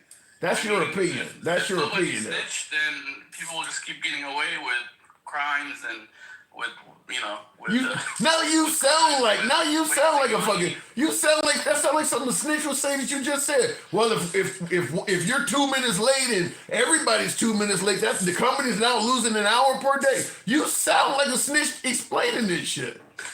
What about if you committed murder and I'm the guy I was like, hey, he committed murder, we should fire him? I don't even know where to go with that. Ain't nobody getting fired for committing murder. Wait, here's the email. Hold on. There's levels to this things. Yeah. To these things. And again, we don't have, like, if we had unlimited resources, none of this would matter, but we don't. And I'd rather these public jobs are lost instead of private jobs. It would be a lot easier, MAGA. It would be layoffs. It would be a lot easier if he just admitted, I'm cutting waste, and if I gotta fire people to cut waste, I gotta fire people. Don't say you're cutting waste, but then try to shy away from how you're actually doing it. Here's the actual email. I guess it's all semantics, man. It's people's fucking. It ain't semantics. What's the argument really about? It's people's fucking jobs, their whole livelihood. Semantics. But how do you describe who does the firing and who does just the investigation and accounting? I mean, in any company that lays off people, you don't blame the accountants that went through the books. You know, it's the boss that, in the end, decided that to follow the advice. Nobody is buying that. He didn't have final say. Yeah. He didn't have final say to hire or fire anyone. Let me read this to you. Here's the actual email that Elon. I'm sure you heard it. Are you playing with handcuffs, or you got some kind of bondage going on over there? No, it's a ratchet. Okay, well, hold it down, because it's loud. Hold it down. That's loud. It's like you playing with some fucking handcuffs. I don't want you to be doing no Jeffrey Dahmer shit. Okay, here's the actual email. It's coming from Elon Musk's stationery, by the way, on his site X. It says, consistent with President Trump, @real Donald Trump's instructions. So he's saying he was instructed by Donald Trump. All federal employees will receive an email requesting to understand what they got done last week. Failure to respond will be taken as a resignation. So he's basically doing this on behalf of Trump. Ain't nobody else involved in this. This is him doing it on behalf of Trump according to his email. That's him doing the bookkeeping, trying to find out. This don't say, this ain't got nothing. This says bookkeepers don't fire people. Again, he's snitching, so Trump or whoever in charge could fire them. I don't see any of what you're talking about in this email. You know, the snitches don't usually kill the people either. It's the mob. I don't see anything what you're talking about in this email. Not all of this other person, this phantom person, none of that's in this email. He's making it clear that consistent with President Trump's instructions, and then it ends with failure to respond will be taken as a resignation. He makes it sound like he is doing this at the instruction of Trump. You're trying to pin somebody else out in space that is not in this. Okay, and by the way, don't get the whole point of this argument. The point of the argument is that the point of the argument is simple. Yeah, the point of the argument, you said you don't get the point of the argument. The point of the argument is that when Elon Musk said he's not responsible for firing federal employees, he's lying. That's the point of the argument. I mean, he's a cause, but he's not the one that fired them. Again, it's like the snitch. Is the snitch responsible for the guy getting murdered, or is it the mob boss that ordered it? You could get him guilty. You could get the snitch guilty for accessory to murder, but let's go with your definition. He's not the one doing the firing. You said, but he's the cause of it. He's the snitch. Is that alone? Is that enough to be pissed off with him? He's the cause and he's the snitch. Is that enough to be pissed off? Yes. All right, then we're at the same location. I gotta move it on. That's good enough. I'll take that as a victory. If you're gonna admit he's a snitch and he's the cause of you getting fired, then the anger people have at him is justified because he's a cause of them getting fired and he snitched on them. One more quick thing. All these people coming in are usually paying like $20K to coyotes and other people to get here. I think they should just pay the money to us and we let them in.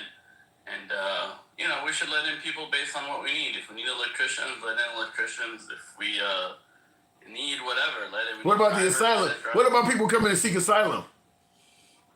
That's a whole different thing. What about them, though? What about them, though? Look, I've had my father, I've seen him, even 10 years ago, write a bunch of, fake asylum. He literally took... What about the people that are seeking asylum? You're not giving me an answer. For, 20 other people. So a lot of these asylum claims are bullshit, and they're very hard to verify. So, in other words, no asylum seekers should be allowed in. I mean, it's case by case, I guess. As long as they wait in Mexico or wait in their country, let them in.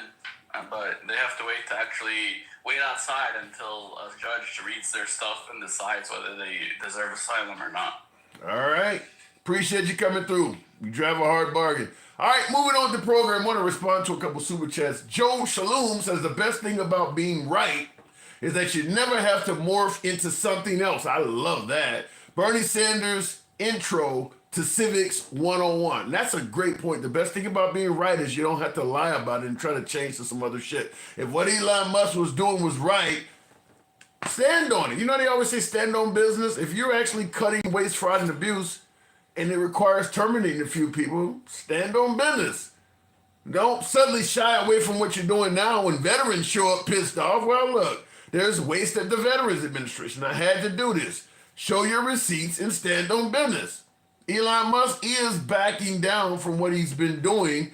And you see, a lot of my callers are like, some of my MAGA viewers, my beloved MAGA, are just like MAGA Reacts was. My last caller, trying to give Elon Musk a way out when they've been constantly celebrating this guy as the man doing all the firing. Now that the firing is backfiring on the MAGA administration, on the Trump administration, so many people are getting pissed off. Even a lot of MAGA are getting pissed off because some of them are getting fired too.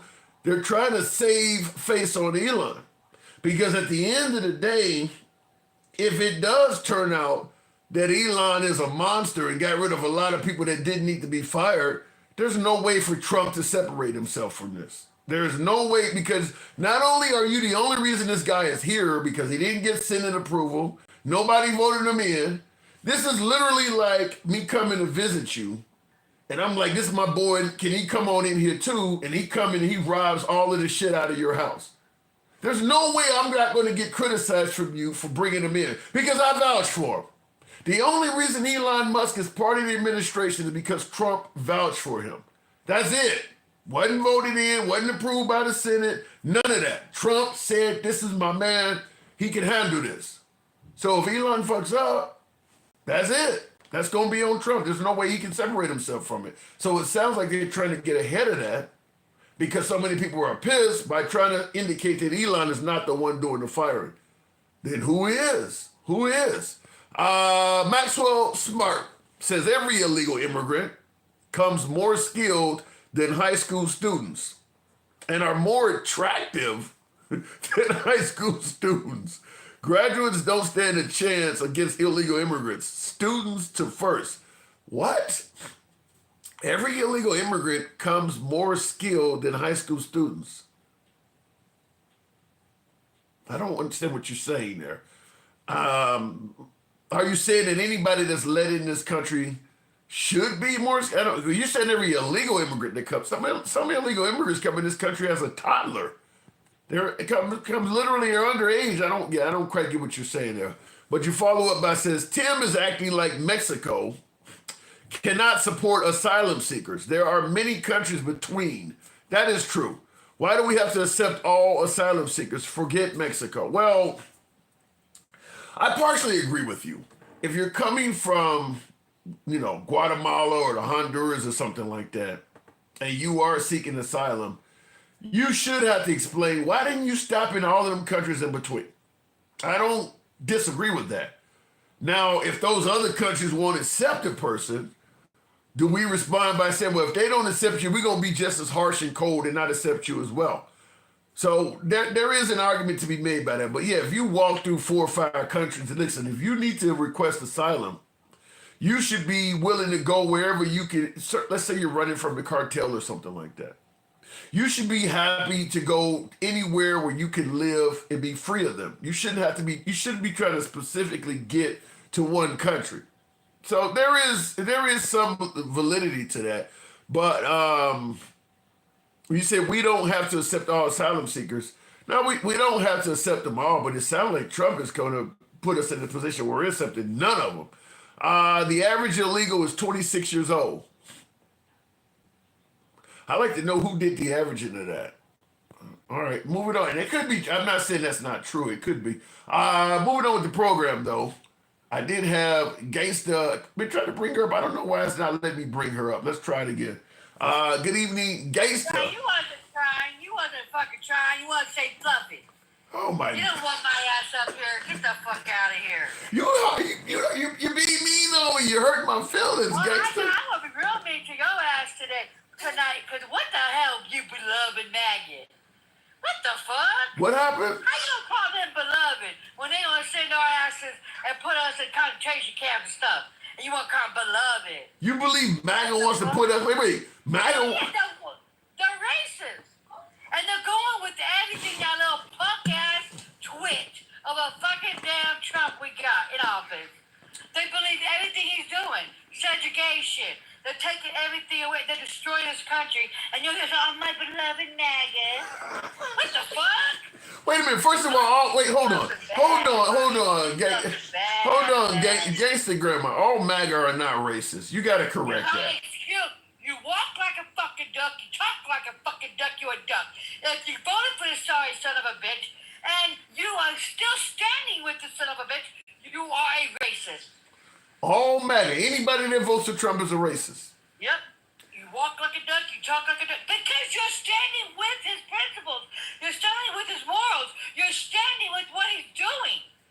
What about... You're fucking racist. What about, like I had Jeremy on earlier. Oh, my God. Hold on. Hold on. Jeremy came on and he said, I like Trump's policies, but I don't favor the lack of due process. Is it possible to not like some of Trump's policies? No. You walk like a duck, you talk like a fucking duck, you're a duck. Because you're still standing with him. He's not calling his BS out. He's not saying, well, you know what, fuck MAGA. You know, he's doing shit. No. What they're doing now, what he just did, the little twit in the office, the no-brainer, he just said all the ones that he just gave legal to come in. They're legal. He's shipping them back. Cubans, Venezuelans, Haitians. And you don't think he's not fucking racist? Well, he might think there's too many people in the country. Oh my gosh, get that thing, you fucking fluffing. Are you gagging now? No, I'm not. You're fluffing. Trump, wait, Your gagging skills? Trump made it clear that some of these immigrants coming in this country they didn't have the country's best interests at heart. Oh my God, Tim, stop your shit, man. Is this not what Trump ran on? No, Trump ran on hate. Trump ran on hate. And half this motherfucking country is racist. They no good for nothing. They'd rather have the United States burned than have a fucking black woman that knew what the fuck she was talking about. They didn't want no black woman to run this country. Oh my God, we might have been at peace. But no, they just want the trash to come in and destroy the goddamn country. You know? And that's what racist does.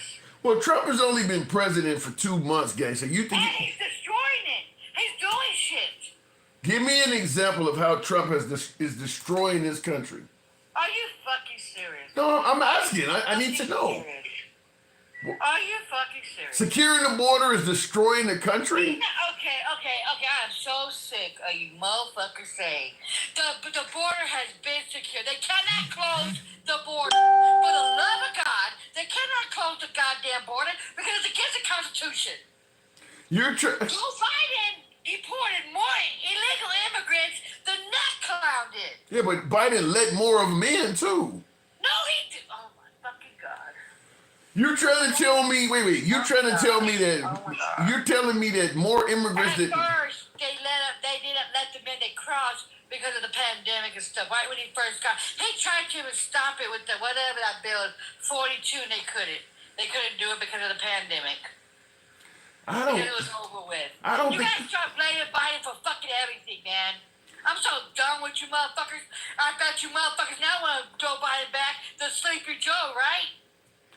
Well, some people do. Some people miss Biden, yes. But when it comes to border security, I think everybody believes that Biden has done a much better job Trump has done a much better job than Biden. Trump hasn't done shit.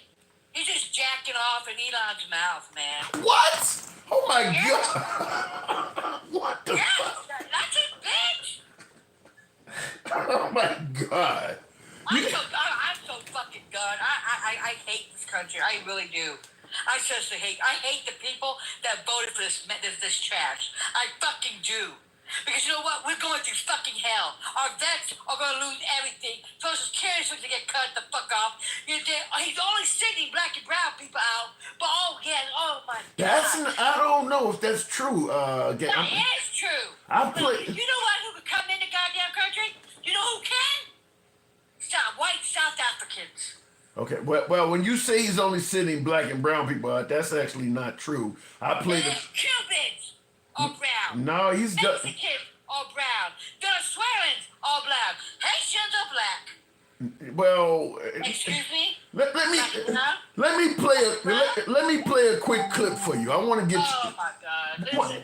Well, you the one that's making a statement that he's only. He is.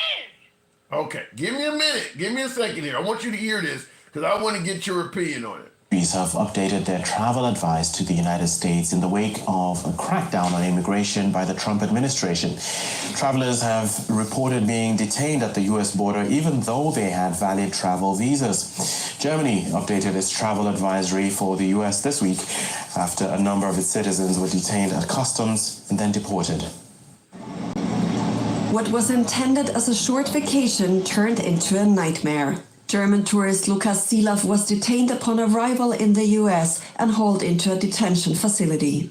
They put me in chains everywhere, around my stomach, on my hands, my feet. Then they put me in a van and drove me to the detention center in Satinko. Lucas? He's German, and I got more, but he's German. He's a white guy. What say you? Okay. My God. He don't like nobody.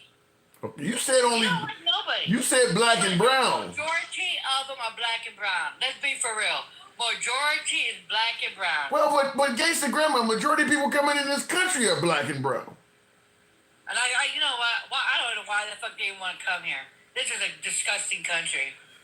I would burn the damn flag if I could. If I had a flag, I'd burn it. Cause this ain't shit of a country. How we are being laughed at around the world.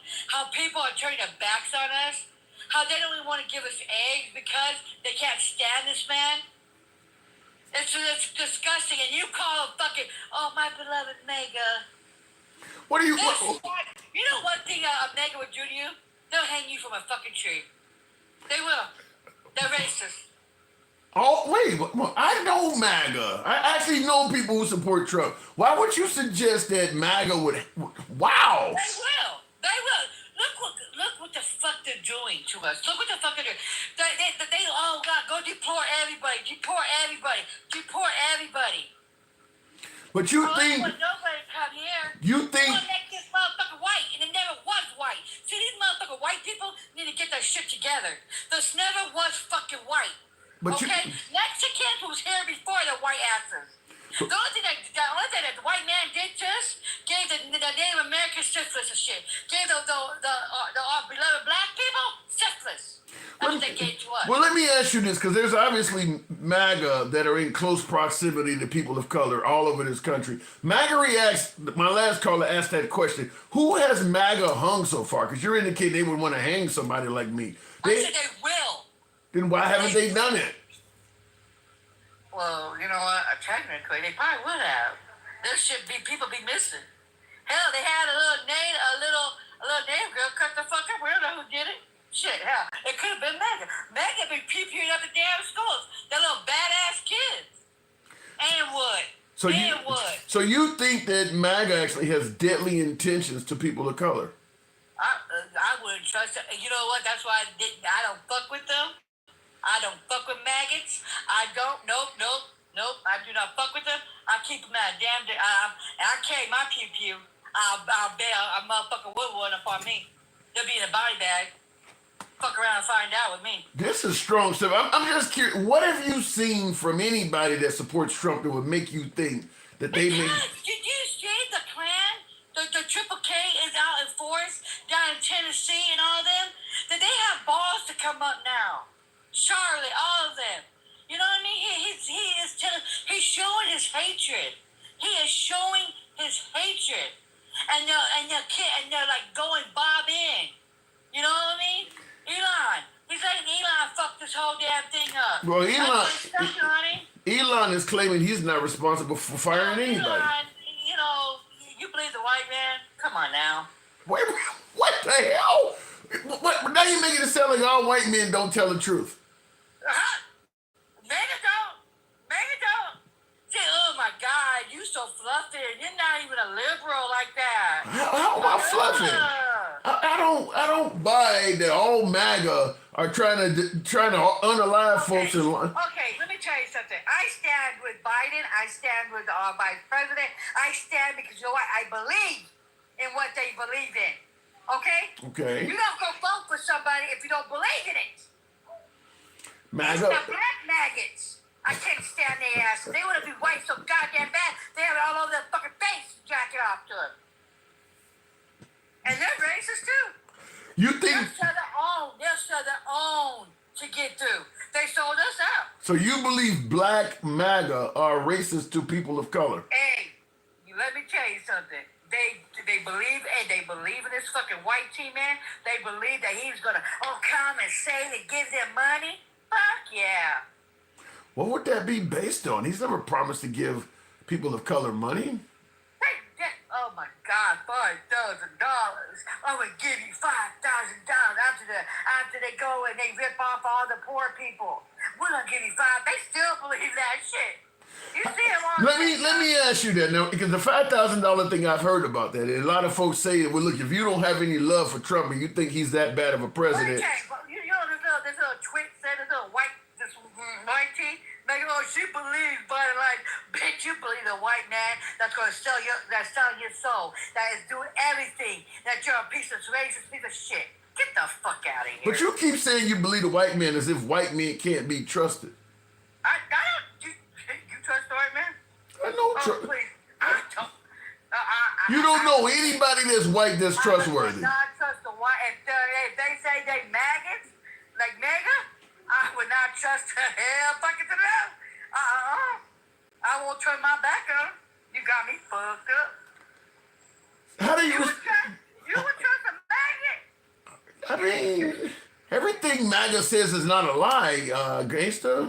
You make it. Oh, for real? You What think? do you say it's not a lie? You think every single thing that MAGA says is a lie? They believe in the comment. They believe in the racist piece of shit.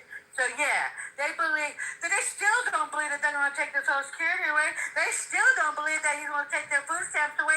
They still believe that they're going to get money. What the fuck? Bro, he hasn't done any of that stuff yet. Yeah, he is doing it now. He hasn't. What the fuck, man? You saying right now he's taking away food stamps? Where is he doing that at? Oh my God, for the love of God. Oh my God. He hasn't done it. Hey, it's in the fucking budget bill. It's in the fucking budget bill, man. Let me ask you something. Has Trump did anything? Yeah, okay, let me tell you how slick these little motherfuckers are. They're telling it, cutting the what is that called? What is it called? No, they're cutting the people that run it. You know what I mean? Like the food stamps. Yeah, they're like cutting the heads of the organizations. Yeah, I do know that. Yeah. Okay. That's who they're cutting them. So what do you think they're gonna do? They're gonna have to cut. So they're gonna have to cut Social Security. They're gonna have to cut food stamps because that's what they do. So That's what the organization is. WIC, but they're pro fucking life. So you do believe he's lying, yeah? I just said that. Let me ask you something, Gangsta Grandma. Has Trump, in your opinion, I mean, he's been president 4 years now. He's been president another 2 months. Has he done anything good for America at all, in your opinion? What about the dogs? That's the other thing he did. About the bill about the dogs. Okay. But then he's trying to do the first step. That was Obama, bitches. Nigga, no, he did the first. No, bitch. That was a black man. That was Obama, bitch. I'm so sick of that shit. You know what? These are you know what Trump hates? Trump hated Obama so bad because he came underneath Obama. And Obama had a damn good economy. And he couldn't stand being underneath the fucking black man. Oh, no. So he had destroyed that. And now he went from Joe Biden. We had a bomb-ass economy. You know, people was bitching about egg prices and shit, but now they ain't bitching about it now. Because, you know, the little master with the cum all over their fucking face. Oh, yeah. Yeah. All right, Grandma. No, because you know what? I am so sick of you motherfuckers giving these damn people the fucking platform to spill this shit. And then we're the ones out here, we're trying to fight them. And then, you know what I mean? I'm so done. No, I mean, I believe in free speech, Gangsta Grandma. That's why I'm letting you speak. You know what? Free speech comes with consequences. Right, I agree with that. That's why you're fluffing. Yo, see, there's a difference between free speech and misinformation. You feel what I'm saying? And spewing hate. Well, that, And you really but Gangsta Grandma, you're accusing the right of spewing hate. You're talking about Trump and Elon coming on each other, and they're gonna say you're spewing. They're gonna say you. How do you respond to when folks say that you're spewing hate? You're talking about the white man and all this stuff. I said white tea man. What? They're not white? Are they cocoa? Tell me what color they is. You're talking about you're making it sound. Hold on. You're making it sound like all white men lie, all MAGA are racist. They want to hang people. They are racist. Oh my fucking God! If you stand with Donald Trump and you're standing with him in everything this motherfucker has done, then you are racist. Is there? I mean, he's exploiting all black and brown immigrants. You know what? Fuck around and find out. The white man will go out there and pick every goddamn thing. Or go to what is that? Ohio, and do all those jobs that the Haitians are doing. Yeah, we'll find out with all the deportations. Yeah, it stand with Donald Trump. You're still standing with him after all this shit. You're racist. There ain't no buts back. I still stand with Biden. I stand with Obama. I stand clearly with Vice President. I stand. You know why? Because this shit. They do the same goddamn thing with Donald Trump. They believe in this shit. They're racist. And I don't like this shit. I spit on them. And you know what? You over here calling them all beloved? Oh, let me tell you. They'll stab you in the fucking back. All right, gangster, you've torn me. You've torn me to shreds today. So damn real. I'm being so damn fucking real. All right, That's why people be calling you fluffing. I gotta go. I'm not a fluffer. God damn. And gangster grandma she always tears me apart. Listen, that's how the program is ran. By the way, if you enjoy free speech, that's a perfect example of it. You can do it on the other side as well. We get far right folks that say the same things about liberals. It's a free speech program. So you can be critical of anybody, including the host, which I just clearly demonstrated there. If you enjoy this type of open dialogue from all sides of the aisle, I'm going to ask that you go ahead and take out a moment to follow the program. If you're on TikTok, if you're on Instagram, we're on Instagram Live tonight. And of course, if you're on YouTube, a subscription, if you will. Generally, Monday through Fridays when we try to be here. So if you enjoy this type of dialogue from all sides of the aisle, you're in the right place. If you want to come up and be a caller, we are live on Instagram and TikTok. Same name, Handsome Liberal, across all platforms. So we'll bring you right up. You can correct, you can agree, you can compliment, you can criticize. That's how we're doing it. We're talking about Elon suggesting that he is not responsible for all of these federal firings and whether there's some legitimacy to that or if Elon is full of shit. Also, we started out by asking the simple question of, you see the whole live is titled, essentially states are starting to talk about avoiding coming to America. You seen the clip I was playing for her because people are starting to get deported that let me just put it this way. We are way beyond anything that resembles a rapist or murder. Way beyond that. Innocent people are getting deported, getting detained for the littlest of reasons. We're way beyond anybody coming here to actually harm or hurt somebody. In fact, we're beyond even illegal immigrants. These people are legal that's happening to this. I want you to hear a clip. This is an immigration attorney. This is not, I'm not here to say he's some reliable source or he's some, liberal plan or whatever, but I do want to, he's just giving advice as an attorney.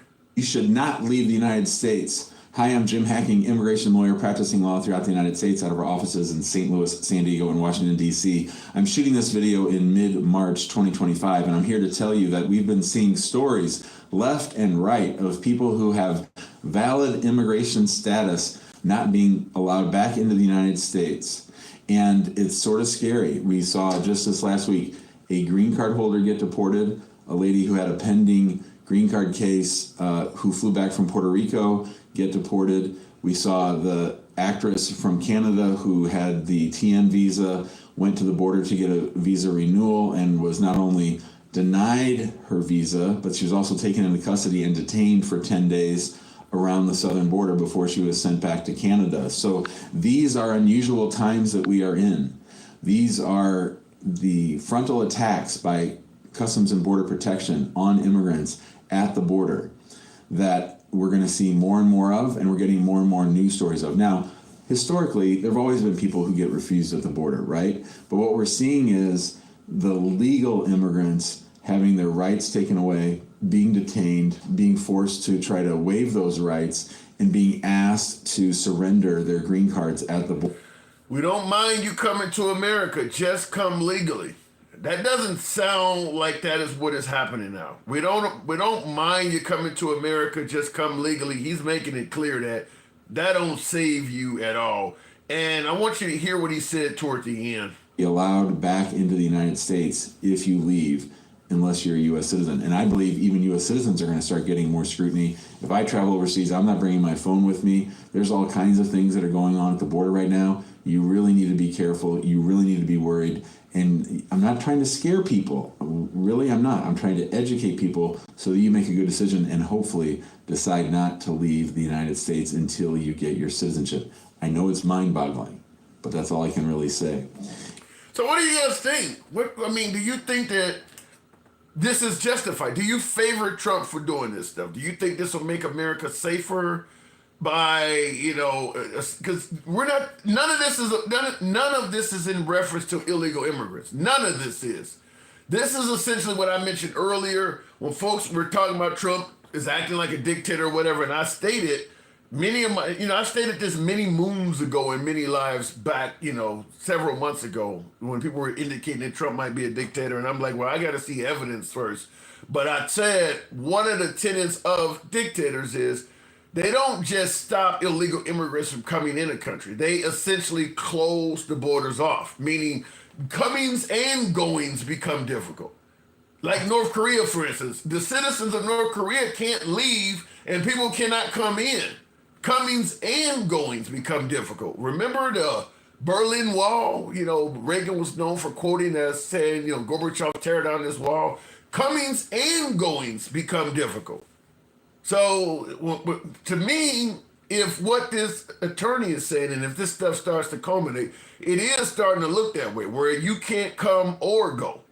So even as Americans, you need to be hesitant. And by the way, knowing that when you come back in, you're going to be scrutinized to such a level and you may be detained for days and days on end, that may start making Americans think twice about going places if they don't have to go.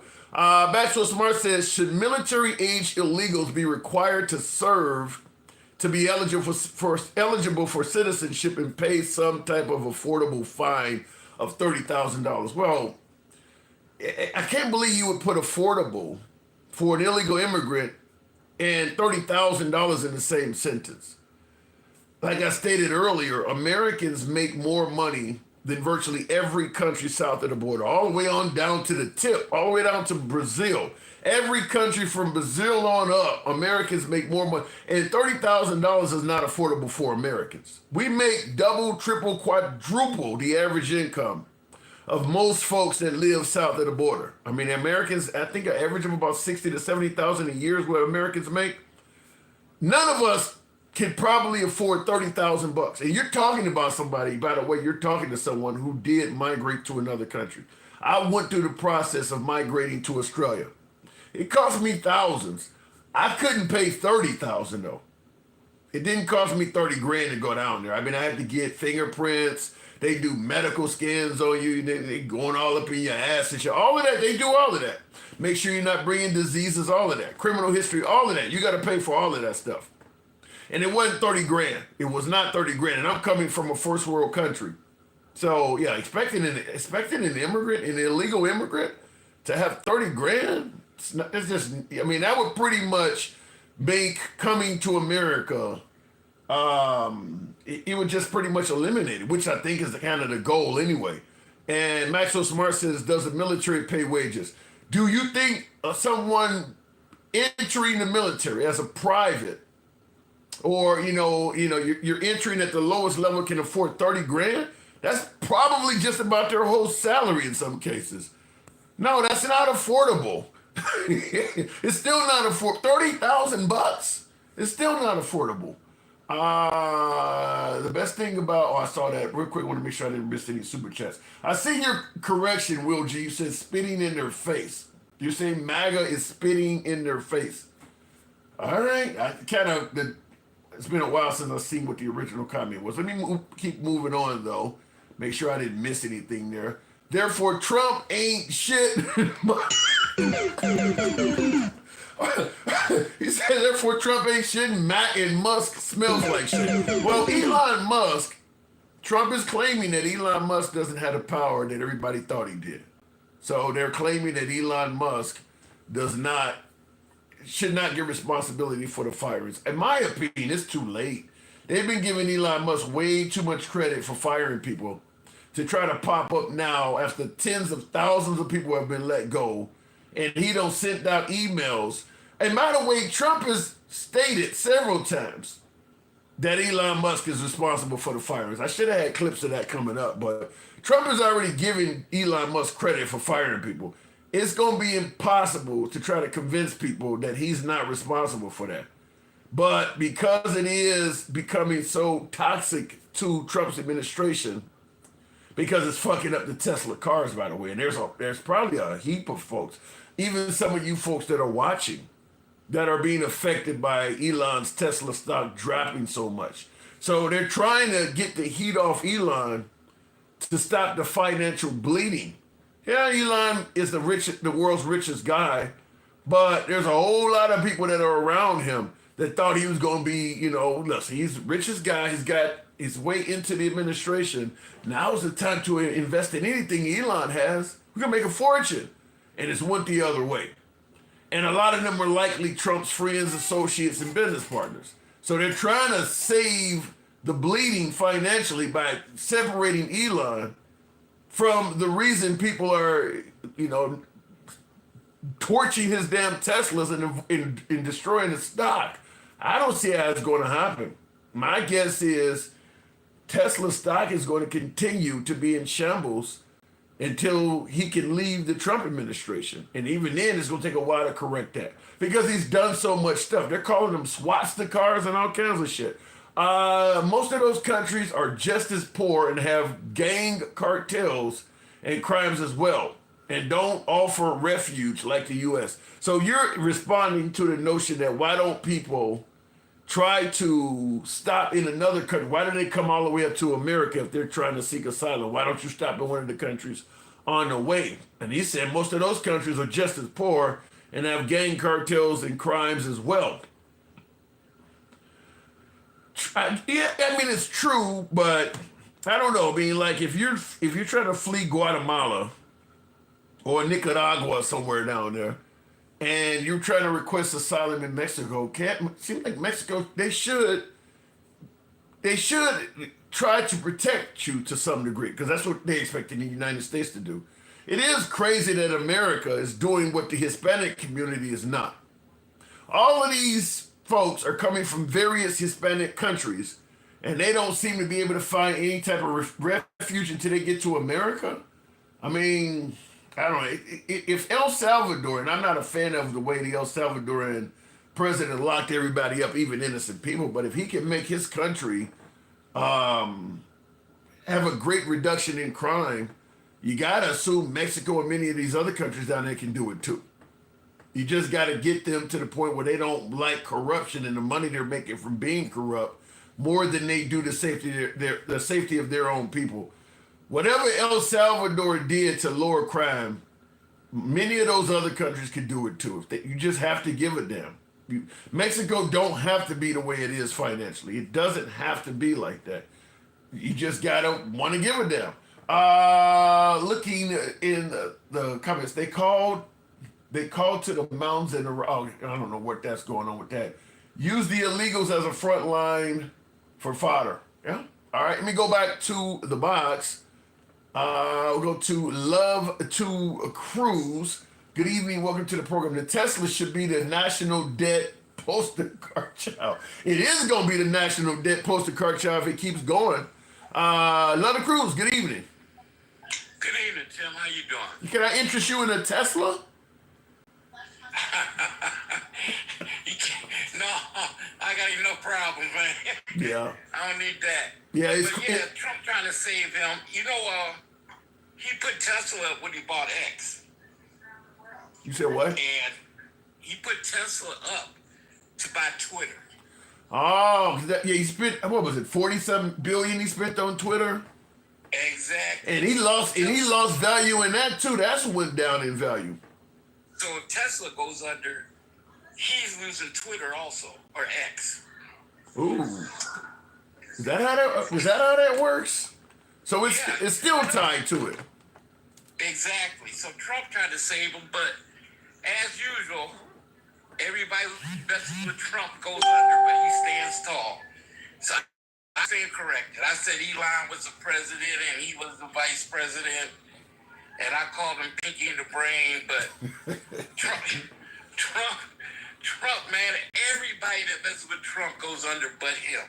I was making a video putting together some snippets, and that is true. The Rudolph Giuliani's, the Mike Lindells, he seems to survive and come because he's made more wealth. But you are correct. The people that orbit around Trump that really idolize him, really believe in his message and support his agenda at that level, they all seem to walk away with less than they came. Exactly. People go to jail, prison. Yeah, lose their But you careers. can't get him. Yeah. You know, and as far as him shipping out everybody to El Salvador that has felonies and everything, we might be shipping out the next president. Trump ain't going nowhere. The Supreme Court got his back. He ain't going nowhere. Man, how can you as 34 felonies? Those are a witch hunt. I heard those are a witch hunt. Yeah, okay. So 34 of them.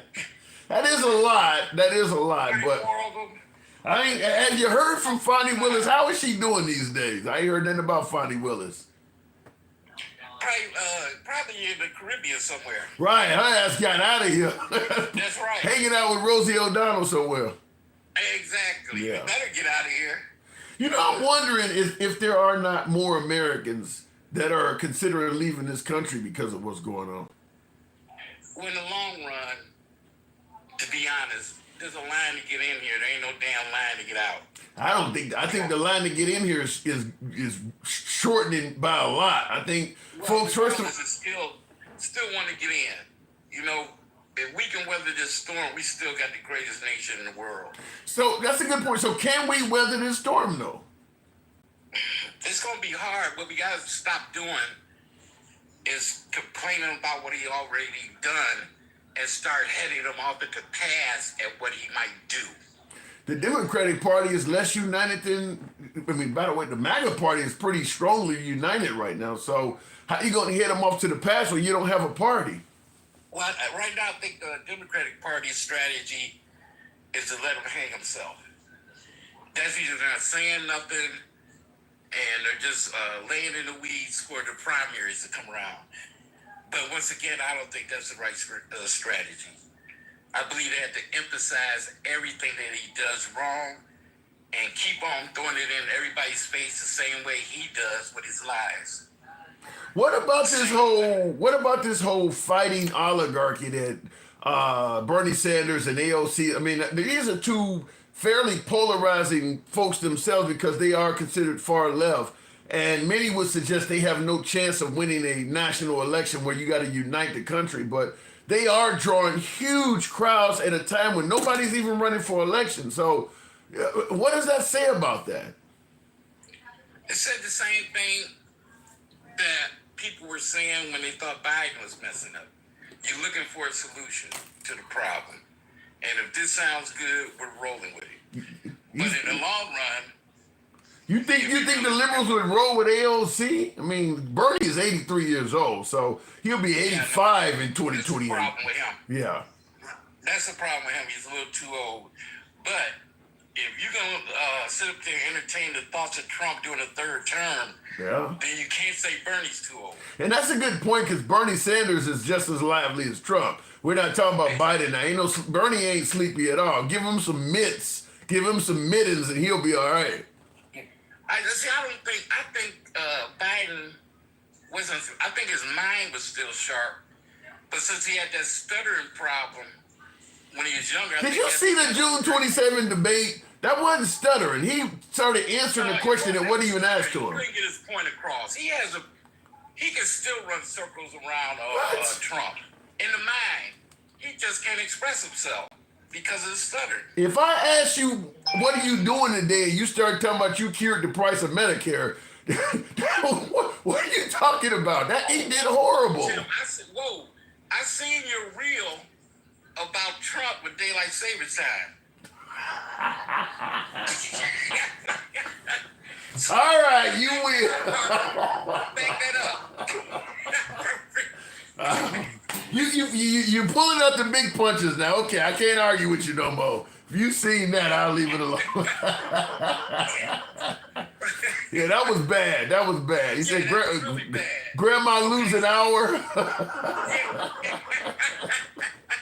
All right, okay. Yeah, that was bad. He said, what did he say? He's on daylight savings time. We need to get rid of it. You know, you cut an hour. Grandma's sick. She's dead. She lost an hour. I thought that was AI. I'm like, damn, that's bad. Yeah. So I don't think Biden is as bad as that. And then also, I don't think Biden is sitting up here on a microphone making sexual justice to a microphone. You don't know what Trump was imitating? Okay. Yeah, the trolling of Trump is, I remember him doing like he was sucking. Yeah, I remember that. Yeah, I mean. Okay, so let's back up a little bit now. You know, and this is supposed to be a sane man. Yeah.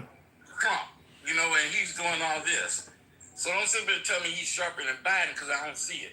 But he did get the Ukraine and Russia to start having peace talks. That didn't seem like that was going to happen under Biden or Kamala. Well, we don't know. Well, he was interfering with everything Biden was trying to do, from the border situation to Ukraine to everything.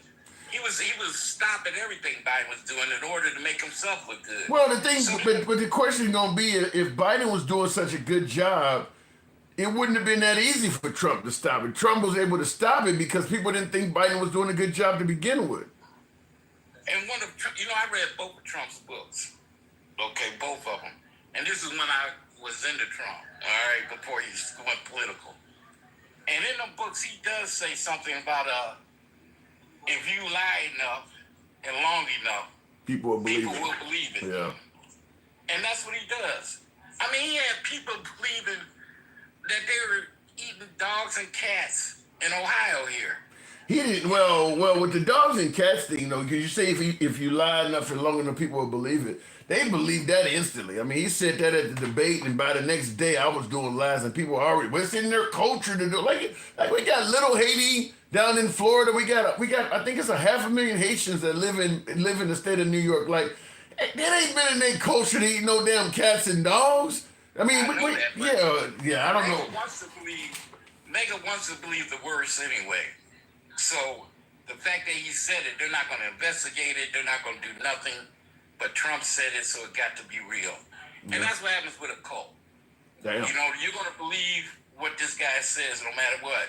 Now, Gangsta Grandma said all of MAGA. I'm not saying all of MAGA, but he does have a stronghold on maybe 20% of them where they will go serve time, like January 6th. They would do anything for him.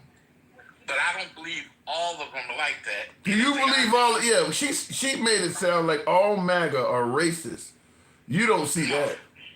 Some of them are confused and want something better. And if somebody offers you and tells you that they're going to do better for you constantly, you're going to believe it. She also made it sound as though MAGA would put a noose around my neck. Oh, I have to agree with her on that. Really? Yeah. The hardcore MAGA. I'm not talking about MAGA as a whole. I'm talking about the real ones that are down in the roots where they're half KK members and they're half MAGA. I'm talking about those guys. And they're the ones who, it's one thing to call them MAGA, and it's another thing to say make America great again, because those are the ones that want to make America great again, where they will put a noose around you. And that's part of the deportation. Get the minorities out, then we're next. But then shit, that sounds scary. But listen, I mean, if what you're saying is true, if what she's saying is true, then why hasn't MAGA been accused of taking anybody's life? Who said they haven't? They may not did it under MAGA name, but KKK has been around for years. And they have took people's lives. So don't say they haven't. They're not doing it under the MAGA, so we know. And in January 6th, you don't think they're going to take a life if they could have? They said that was a peaceful protest. They did take a life. Matter of fact, they took policemen's lives. They said that was a love fest. That was a love fest. Yeah, okay, the love to kill. Or unlive, I'm sorry. Love to unlive, you know. Yeah, Trump said that was just a bunch of patriots, expressing their First Amendment right to protest. Once again, come on now. He got us want us to believe what we've seen with our own eyes.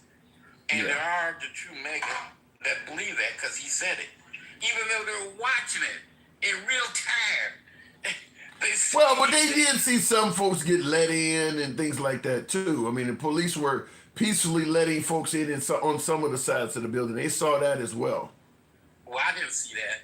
And if they weren't there, I don't know how they saw that. Well, I mean, there's video footage I of seen the it. barricades up. I seen police backing up. I seen them bolting down the doors. Yeah. And people taking everything they got and hitting the police and everything. I didn't see the part about come on in and take the tour of the of this area. Yeah, what it was. Now the police did let people in, like the QAnon shaman got that video of him being let in, and there's 6 or 7 officers just standing by while he idly walks around. But the issue was they weren't let in. I think it's pretty obvious that the police realized they were overrun, and if you got protesters that are trying to come in, but they're not trying to cause any, violent ruckus, it's as opposed to trying to, fight with the person. It's better to de-escalate the situation. Just let him in, let him walk around, and keep an eye on him, and hopefully he leaves out. I think that's what they were doing. I don't agree with that. Like I said, I believe they were overpowered. Like What do you do though? Do you start shooting them? I mean, it's like 100 to 1. All you gotta do is shoot one. You shoot one, everybody else gonna fall or gonna run. That's all you have to do. It isn't that you have to shoot all of them. You shoot one. And they see that, ain't nobody gonna rush at you no more. They're gonna run. You feel confident there? You feel confident nobody in that crowd had a firearm? No. Well, they did. Well, Ashley Babbitt did happen to be that one you're talking about, because they did shoot her. Yeah, I'm talking about from the get. We'd have been, if somebody did have a gun, we'd have been 2 shooting asses. Because I'm busting caps. I'm not running back. Did you see the black officer with his the ASP asp out? He had that collapsible baton, and he's running up the stairs, and they're chasing him. Yeah. But he said he was a hero because he made a turn away from where they were having the meeting, and they followed him instead of going to.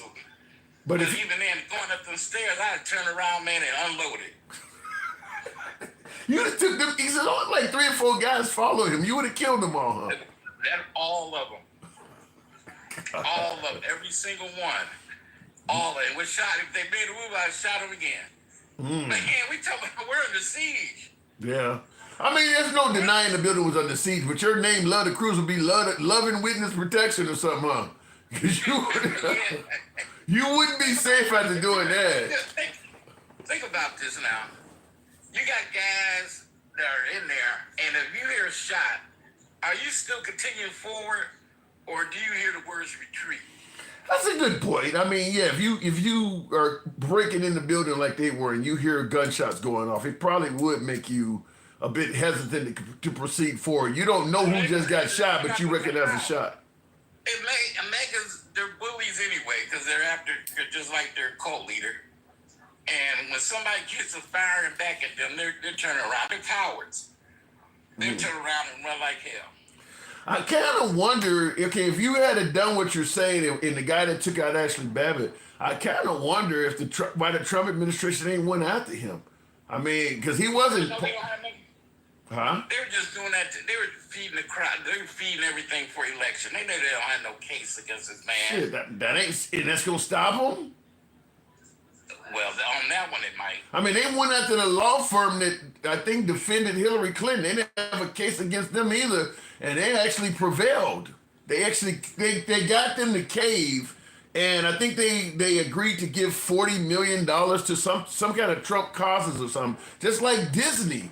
Disney also would have probably likely beat the Trump administration in normal times, because George Stephanopoulos called Trump a rapist on air. So Trump sued the ABC network, and they also caved, and I think they're going to give $15 million to Trump's library when it's ultimately built.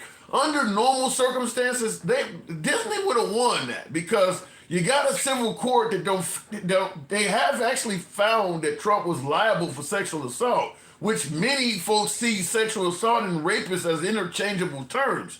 But because Trump controls everything, it's just easier not to fight him, and people are caving.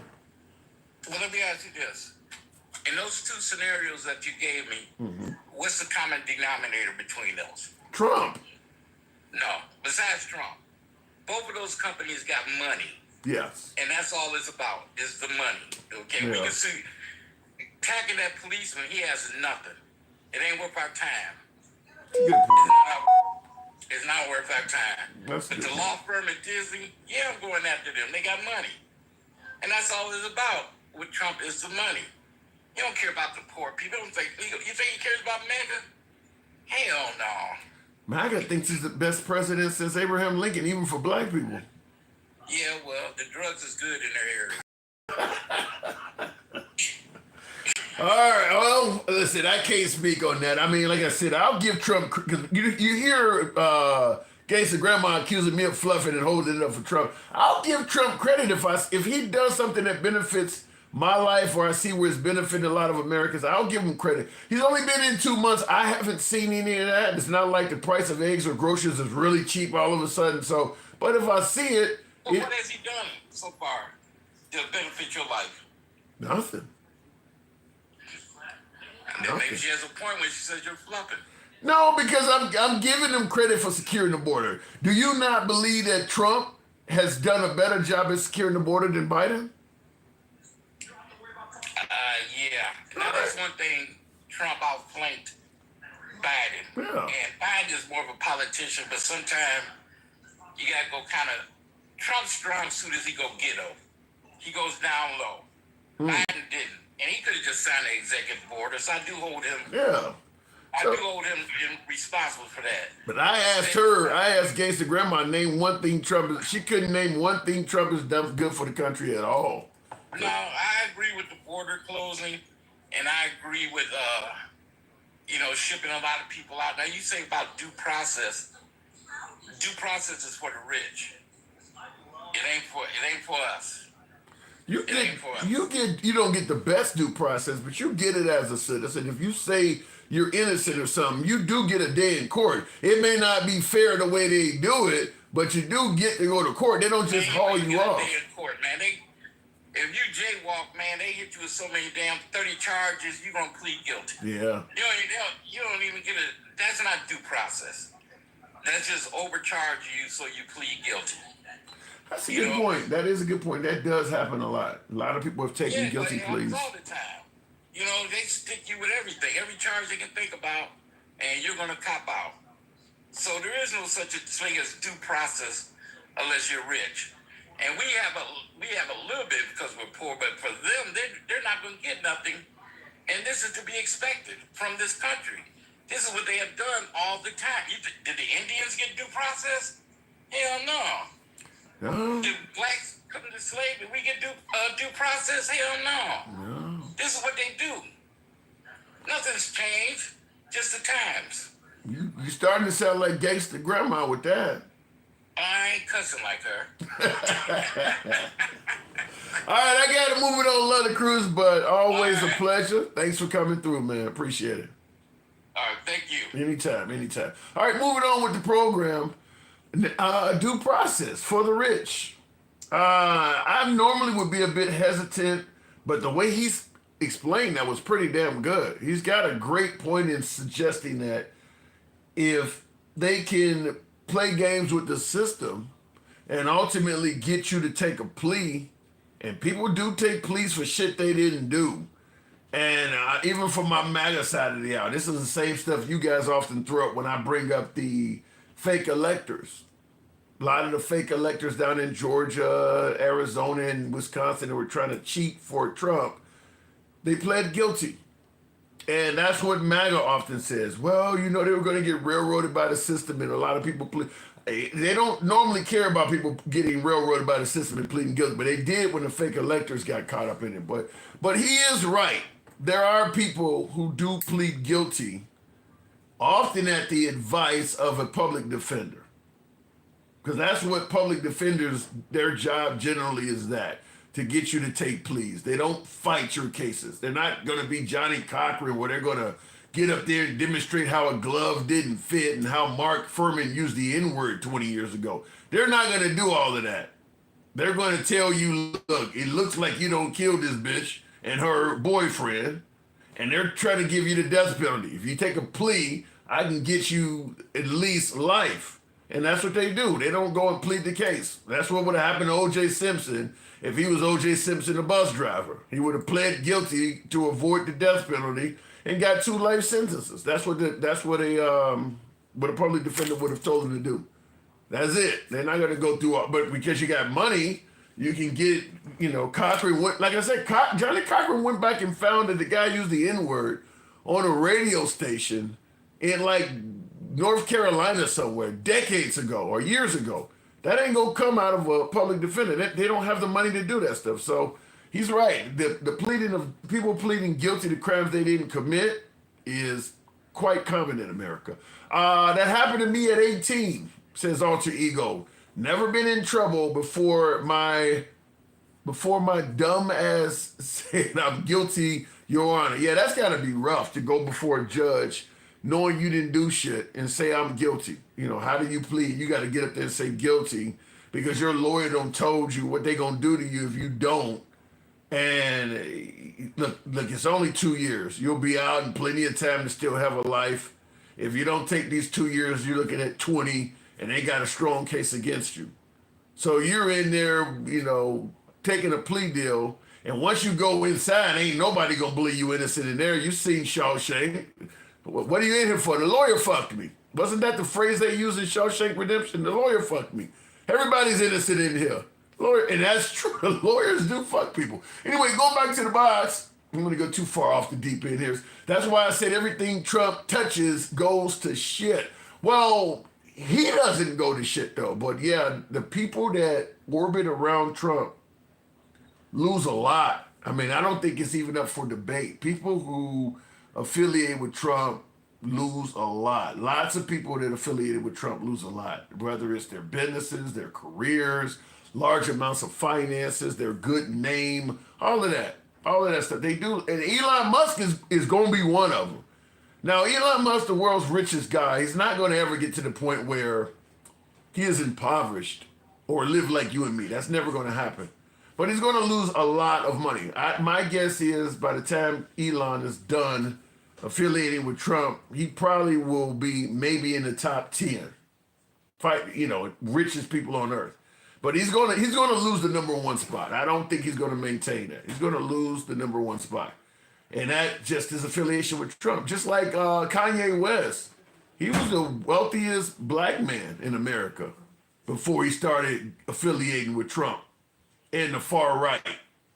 Now, I mean, he's probably out of the top 10. But he was he had more money than Jordan, if I'm correct. And now he's out of the top 10. He lost a ton of money with his affiliation with the far right and affiliating with Trump.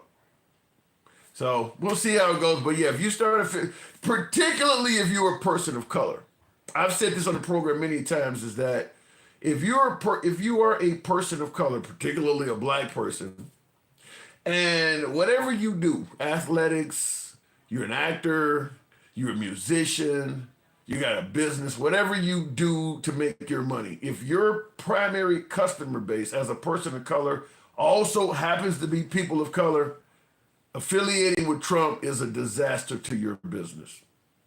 You can be a person of color like Candace Owens and not lose any money because her primary customer base is not people of color.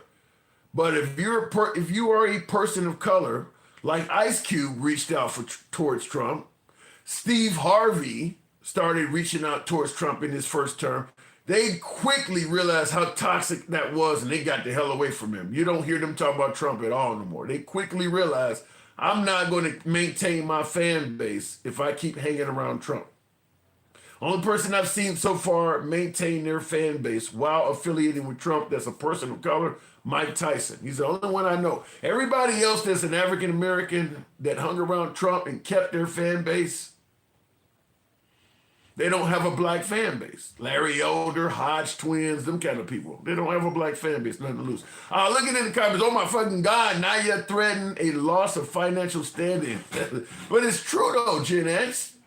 Give me someone, and there's been plenty of African Americans that have tried to affiliate with Trump. Lil Wayne, Snoop Dogg performed at the inauguration. All of them taking big hits. Rick Ross took a big hit, all of them. If you hang around him, it's going to hurt you financially.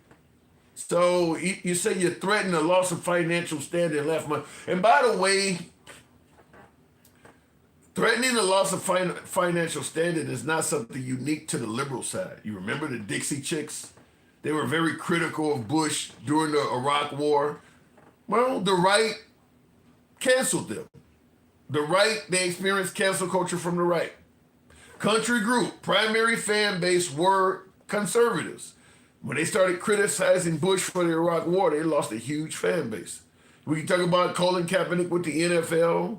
We can even talk about Taylor Swift, who had a huge conservative fan base. She started being critical of Trump. Boom. So it happens. Elon Musk is just much deeper into politics than Colin Kaepernick or Taylor Swift or any of the other folks because he's working with the Trump administration. He's going to lose a lot of money. Let me go back to the box. I'm pretty sure Elon Musk is going to lose a lot of money unless something major happens because Tesla alone, he's getting crushed. Going back to the box, Mike, good evening. Welcome to the show. Now, I've been accused of fluffing already, Mike, so I'm assuming you ain't seen none of that, right? I saw it all. What? I saw. What did I do today? No. I saw it happening. I'm not saying, but you always got a little fluff in there, a little fluff. There's no fluff in today. It's always a little touch of fluff. Oh my God. Why do you think he would lose money? Who, Elon? Why do you think he's gonna lose money? Because most of his stock is tied into Tesla, and I don't see that bouncing back because Europe is avoiding Teslas like the plague. Germany, I'm working on a video right now where they did a poll in Germany. They used 100,000 people, which is a pretty big ass poll. 94% of them said they would never want anything to do with Teslas. The whole "my heart goes out to you," working with the far right AFB or whatever that group is, telling them that they don't need to feel guilty about the Holocaust. Tweeting out, he actually tweeted out that Hitler didn't have anything. I mean, he is toxic. So Tesla alone is where most of his money is wrapped up in, is why I'm saying that. No, but you were saying his after Trump. You specifically said because of after his time with Trump, you think he's going to lose his value. No, I think, okay, let's say Trump steps down in 2028. When you assess his value at the end of the Trump administration compared to how it was when it started, it's going to be clear that after you started hanging with Trump publicly, you lost a ton of money. So are you saying, I'm just asking you this for, I asked you for a specific reason. Sure. So are you saying doing business with Trump is a bad thing? Yes, but I'm just, here's the fluffing part of it.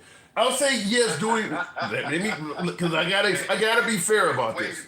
Hold on, no, you asked the question. Let me answer it. It's gonna be some fluffing because I'm going to defend Trump in some of this. The point I'm saying is, yes, doing business with Trump is going to hurt your business. But the fluffing part of this is, no CEO or well-known business person should ever get involved in politics because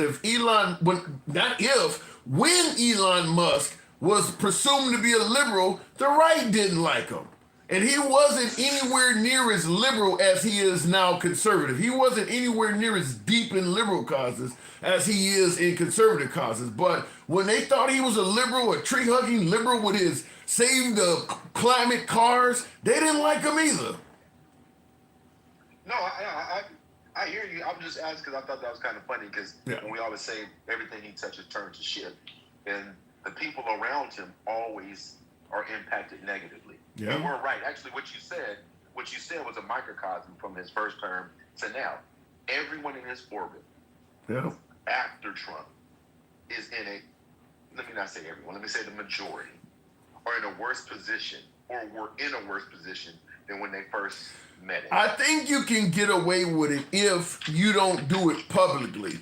Let's say, for instance, you support Trump, you invest in Trump, but you're not. Let's say like Dana White of the UFC. I doubt if he lose money being affiliated with Trump, but he is, and he's doing it kind of publicly. But I think you can support Trump, but don't do it publicly, and I think you'll be all right. When you start getting down the rabbit hole of the 2020 election was stolen and doing all that kind of stuff, yeah, it's going to hurt you.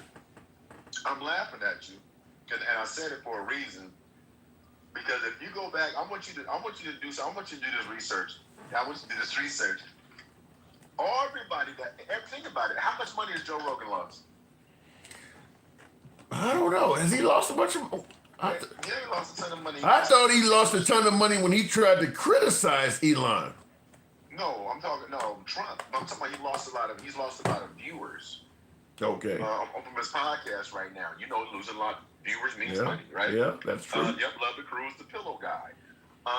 Yeah, Mike Lindell. Mike Lindell and Rudolph Giuliani are probably the worst examples of it. Yeah, both of them, they really lost a lot. It's just crazy. But you were saying earlier, how they're trying to say that it's not Elon, and Elon's even saying it's not him. But you remember at the conference, you remember at his address to Congress, but I told you, he kept pointing out the heads of all those departments by name. Such and such, such, such, good luck on that. Such, such, such, good luck on that. And I was laughing the whole time going, he is setting those people up. Listen, Pam Bondi, Cash Patel, everybody on his cabinet is going to, what he's going to do. He didn't even sign his executive orders, according to him. Right? Yeah, that ain't gonna. I get what you're saying, and you're right. They're trying to create scapegoats, but Trump has actually given Elon credit for firing people several times. So it ain't gonna work in this case. He got actual quotes. Tim, we got quotes from other shit he's done. What are you talking about? It's not gonna win. You could call him Teflon. Wait, hold on. I don't think you hear what I'm saying. I'm saying Trump's going to survive. He's like Irene Cara. Yes, he will survive. I'm talking about Elon Musk. Elon Musk is not going to convince people that he's not responsible for the firings. He's going to pay a price for that.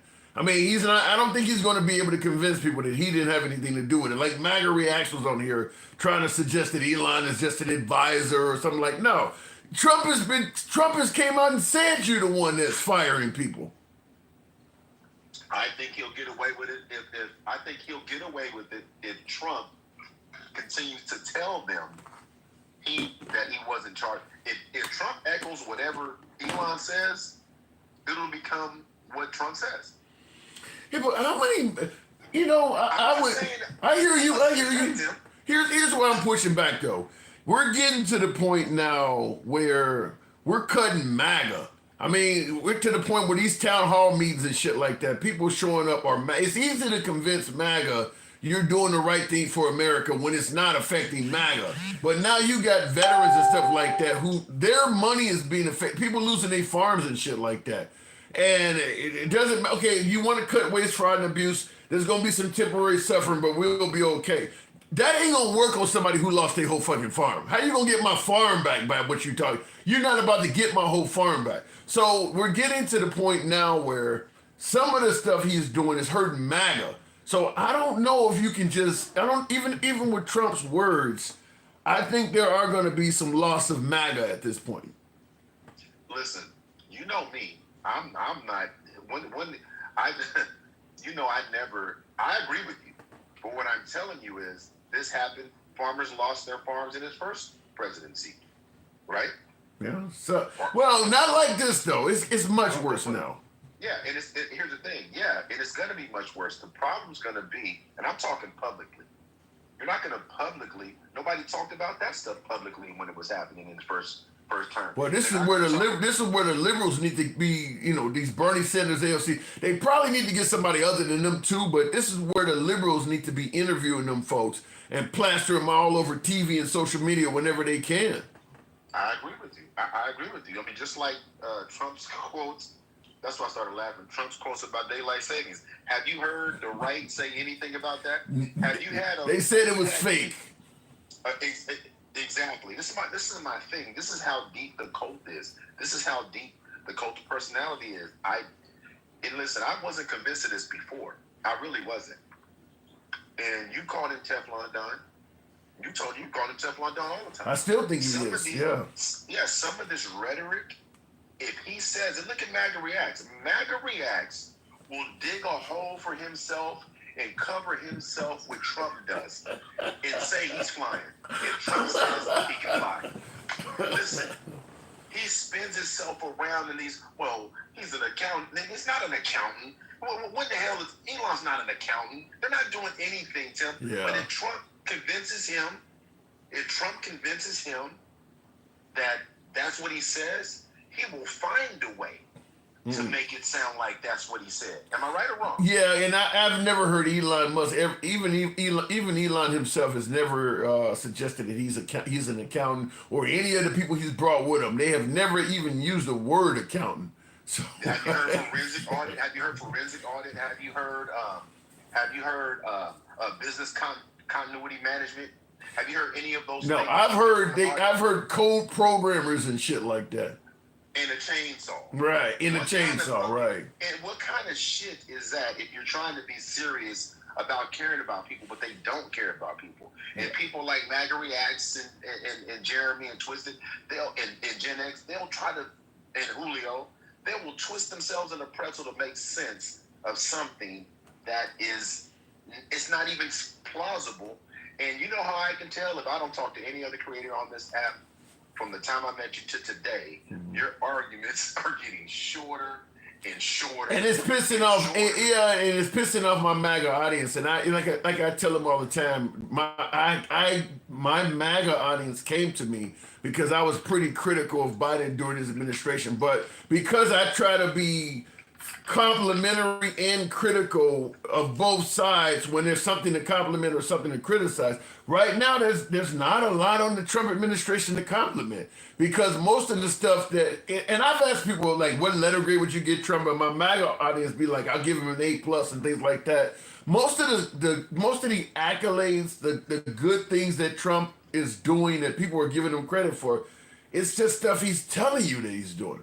Other than the border, which I give Trump high marks on securing the border, all of this finding of waste, fraud, and abuse, there's little to no proof any of that is real. It's just Elon said it, so we're going to give credit to Trump. He's found billions of dollars of waste, fraud, and abuse that Biden couldn't, so he gets an A+. All of that may be a lie. You don't have any evidence that any of that is real. So, I'm trying to be fair with it, but I can't give people credit for shit that they just saying they did. And it's just getting harder and harder and harder. And again, if people listen, I can take off. I'm not even talking about left or right to me. It's literally, I'm just watching action. I'm just an action guy. I kind of watch what's going on, and I read and I make an assessment. But I do have a bullshit meter that's pretty accurate. I don't know how yours is, but mine is pretty accurate. So when I see it coming, I still don't have to make a decision. Okay. Or I don't have to express it. I'm just watching, and I've been watching this whole time, and it's getting worse and worse and worse. And your arguments are getting shorter and shorter and shorter. Yeah, and I give a lot of room. They're not. Certainly, when you're starting to get rid, I'm 100% fan of securing the border, but when you're getting rid of people without due process, I'm not going to try to spin that and make that sound good. Like you see Tom Homan talking about, well, what about Lincoln Riley? That's not an argument for denying somebody due process. That didn't have anything to do with the murder of that girl. I mean, that has nothing to do with that. Nothing, but they use it and they believe it, and they'll say, and he's only saying that to reboot that fear, right? I'm just going to reboot that fear. Lincoln Riley, one of your followers, he brings it up every single time. Lincoln Riley, and I'm like, they've got you convinced that that's what this is about. Because here's the thing, he revoked the legal status for 530 immigrants, right? 1,000, wasn't it? 530,000. Yeah. Right. Venezuelans and Cubans. And by the way, real quick before, I want to say, go ahead. I got something I want to say on that, but go ahead. Go ahead. No, you go ahead. Now, what I was going to say is, we know that the Cubans, legal Cubans, citizens Cubans, Cuban Americans, they voted for Trump in strong numbers down there in Miami and over there in Florida. So did a lot of Venezuelans. And I'll tell you one thing, because people often say that the left wants to let illegal immigrants in this country because they believe they're going to one day turn into votes. So that's why Biden or Obama or whoever they want to say let people in the country, because they believe the Hispanics are going to vote for the Democrats. I do believe there's some validity to that, but I will say this, after the Trump administration, it's almost like Lyndon B. Johnson said, I'm going to have these folks voting for me for the next 200 years. Trump my guess is he's probably destroyed any hope of the Hispanic vote going right for at least several elections. I just can't even the Venezuelans and the Cubans who fled the Castros and fled Hugo Chavez and socialism and all that stuff. They're not voting for Trump. They're not going to vote for a Republican candidate probably for at least a decade or more because of even the ones that supported him got fucked over. So I think that is gone. The Republican Hispanic vote, the Latinos for MAGA, Latinos for Trump and all that. I think he's destroyed all of that. I agree with you 100%. And they set it up that way to burn it down, to burn Washington down from within, which was the name of the book. Because there's no going back from this. Yeah. Now in the comments though, what I just said, Mr. Bullboy, something he said that's false because most of the legal immigrants want it. Yeah, the legal immigrants want the gangbangers and illegal immigrants kicked out. He sent like what you just mentioned, the 500,000. He sent a lot of legal migrants that were here legally from Cuba, legal migrants from Haiti, legal migrants from Venezuela. He's sending legal people out. Yeah, and what your caller's failing to not realize is the legal immigrants that are here, the legal migrants that are here are watching. They're watching and trying to take their rights away. They're watching take away legal status, so they're going shit. I don't hear nobody. It's about harm reduction, and that's what they don't understand. When marginalized communities vote on harm reduction, who's going to do the least harm to them? Yeah, I can't imagine. I cannot imagine Trump not having greatly damaged the Hispanic vote. I mean, even Marco Rubio too, who happens to be Cuban, because they liked him down there, and now he's riding with Trump on all of this stuff. I mean, they're doing this to Cubans down there that supported him. I cannot see the Trump administration or the Republicans coming out of this without greatly damaging the Hispanic vote. I just can't see it. Hey, look, Tim, I'm gonna tell you. It hurts worse when your own people do it. You know? And when those Cubans look at Mark Rubio, Ted Cruz, and now they try to shuck and jive and dance for it, man, you can't go back. You can't go back home after that. There's no way I can see.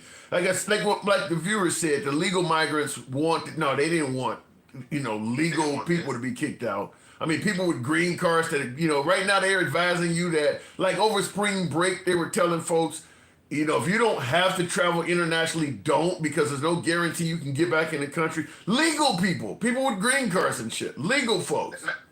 Matter of fact, I'm gonna ask you this: Have you had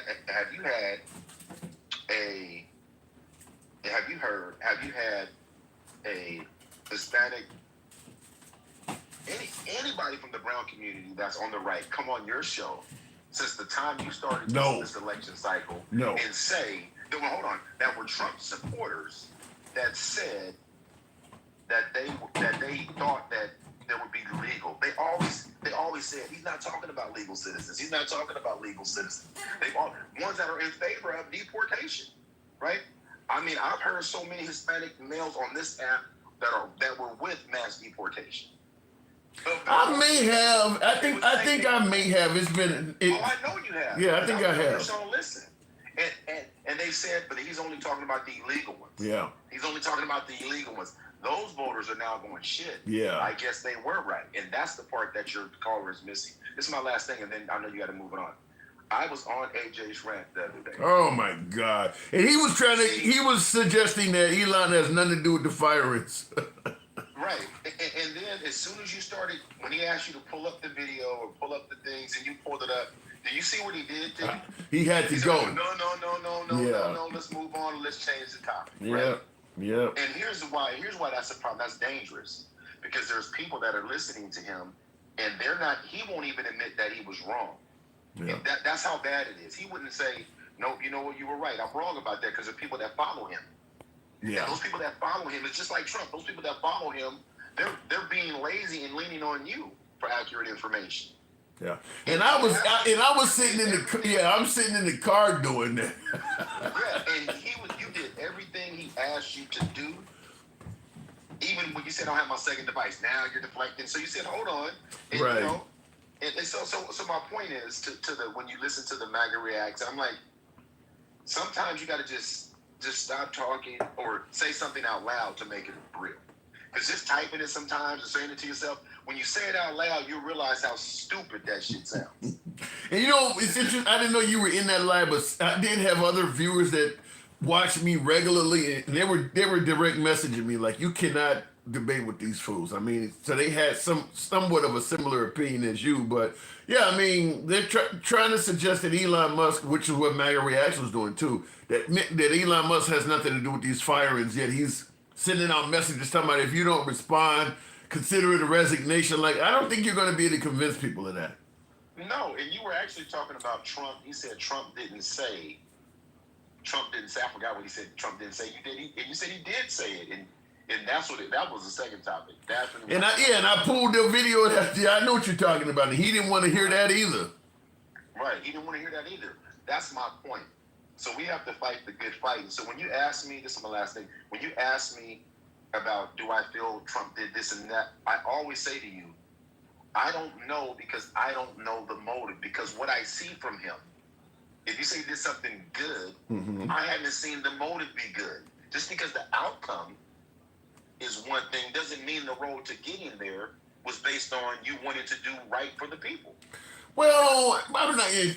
I got a fluff. You're gonna hear fluffing, because this is the same argument I use on everybody from Lyndon B. Johnson to Abraham Lincoln. Neither one of those folks wanted to do what they did for blacks either. Lyndon B. Johnson only gave us civil rights because he made the deal with Martin Luther King made the deal with JFK. Same thing with Abraham Lincoln. He was quoted as saying if he could end the Civil War without freeing anybody black, he would do it. My point is this: it doesn't matter if you have good intentions or not. If you do something that greatly benefits me in my life, I'm giving you credit, even if you didn't want to do it, because you didn't have to do it. So if Trump does something that benefits people of color or immigrants or whatever, even if he had bad intentions of doing it, like Operation Warp Speed, for instance, I don't know if he actually had good intentions with that shit. But at the end of the day, it brought us a vaccine that many are attributing to saving millions of lives. So he gets credit for it. Again, those two examples you gave qualifiers. Okay. Before you got to the thing. People don't give Trump qualifiers. They just get to the thing. That's what I'm saying. Okay. You talked about LBJ and Abraham Lincoln, but you're talking about a group of people, not the whole populace. Do you think? Here's what I mean. Do you think if COVID was just impacting black and brown? Oh my God! I hope so. Jesus. No, Tim, no. See, that's what I mean. I'm not that. Oh wait, hold on. I'm not going to say I feel confident that if it was only affecting black and brown people, Trump would let us die. That's what you're trying to tell me? No, what I'm saying to you, okay, but you just said the same thing about Abraham Lincoln and about LBJ. They did what they did, right? You gave the qualifiers. Right. And I'm saying to you, you're giving him credit for warp speed, but you gotta compare apples to apples. If warp speed was based around black and brown folks, would it have been called warp speed? Do you believe by the evidence that he's presented and how he moves about black and brown people that it would have been the priority that it was, Tim? I'm going to say I can't say yes or no, because Trump is. Let me respond. Trump is transactional. So if there's something in it for Trump to gain, my answer to your question is yes. If there's not anything in it for him to gain, or maybe his supporters think that you're spending way too much money on black and brown people, why should, we don't have a virus, but what about the fact that some of us get cancer? Why are they getting all this money for COVID? Then he probably wouldn't do it. Tim, he just canceled federal money for the lead pipes in Detroit, man. What are we talking about? He's shown us with his executive orders right now. All of his executive orders hurt marginalized communities. All of them. All of them. All of them? I'd have to look into that. Well, tell me one that doesn't. Just tell me one that doesn't. Yeah. Okay. Instead of you telling me the ones that do, tell me the ones that don't. I can't think of all his executive orders. I mean, he got all. Let's say the majority. Let's say the majority impact black and brown folks. Would you agree with that? No, I don't think firing. When he's firing people all over the damn place, I think that everybody's affected by that, not necessarily just black and brown workers. Yes, but what about the Board of Education? What were those things put in place for? They're put in place to give black and brown people a leg up. So if you take it away, Yeah. does that mean you give a fuck about us, Tim? It's not good. I give So, you matter of that. fact, I'm gonna tell you this. The virus would have been easier.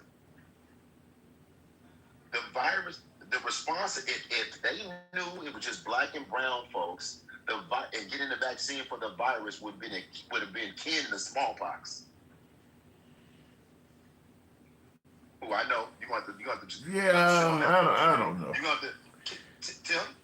If you're taking away our rights now because you have an opportunity, right? Trump hasn't taken away any rights. He's trying to, Tim. Is he trying to or not? Give me an example of. You use this analogy on the Board of Education, rolling back trying to roll back the Civil Rights Act. Shit. Not celebrating anything for any black. He's taking away privileges. I'll say that privileges for black and brown people. Trump does not like. I mean, he's. What about segregation, Tim? What about what he just did with segregation? Yeah. Banning the segregation.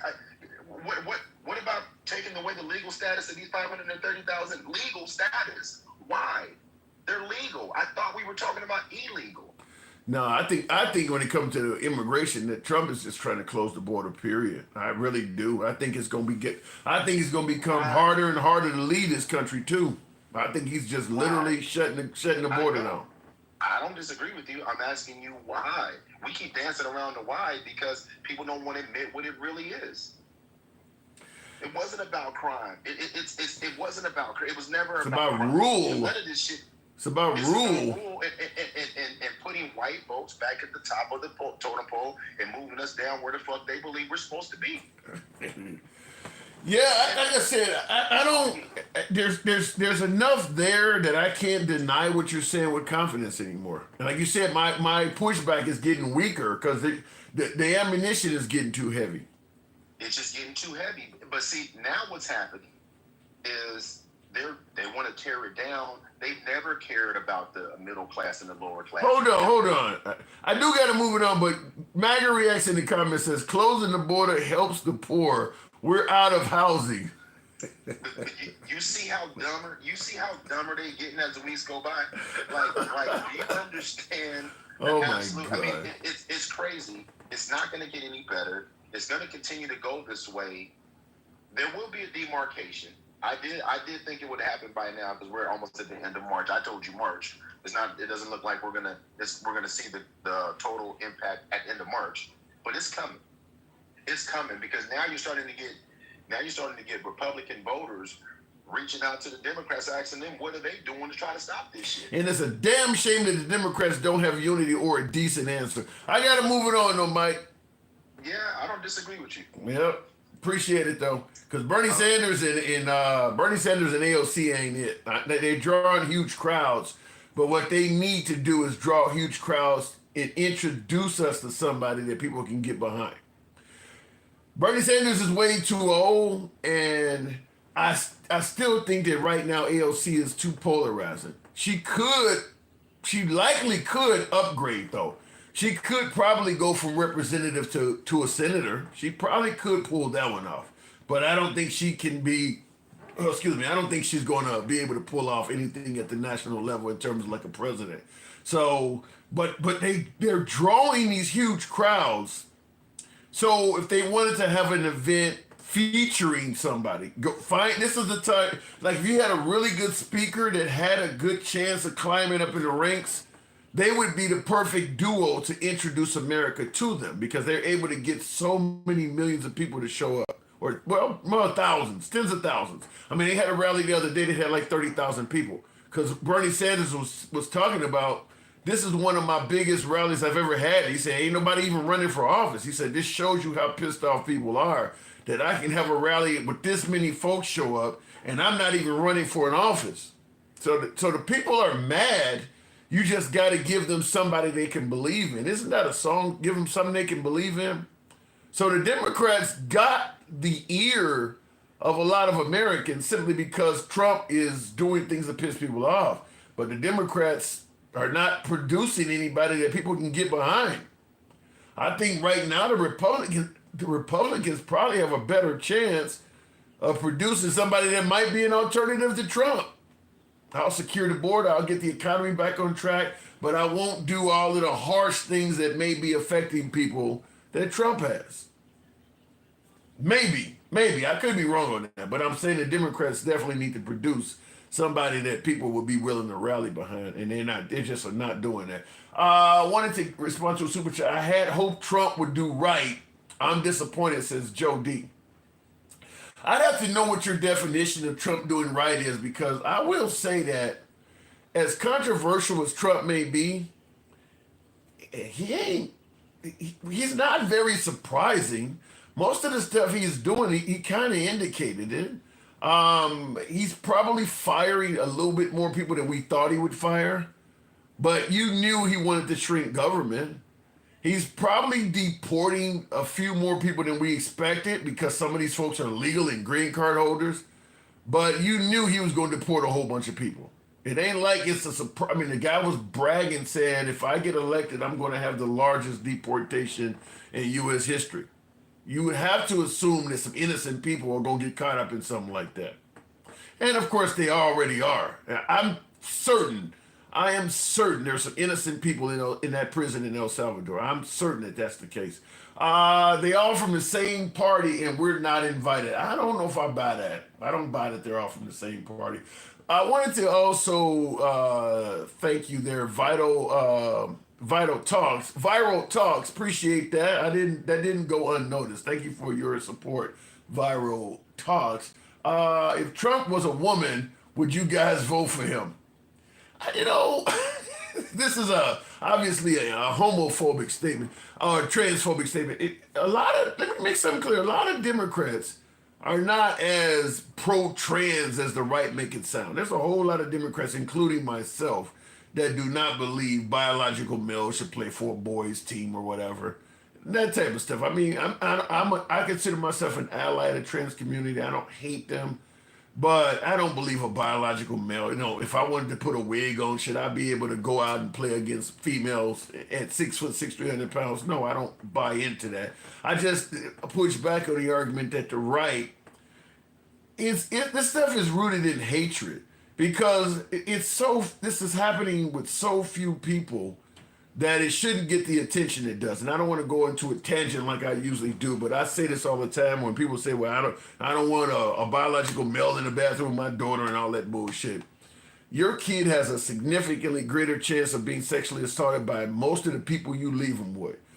Daycare centers, your teachers in school, elementary school teachers abuse kids all the damn time. Hell, even letting your kid get a ride home with a cop has a greater chance of being abused than a transgender person. The priests, we talking about religion, the people that you actually trust, the Girl Scout leaders, the coach, them the ones that's actually raping fucking kids that actually are doing it. Not could happen. They actually are doing it. Been doing it for decades.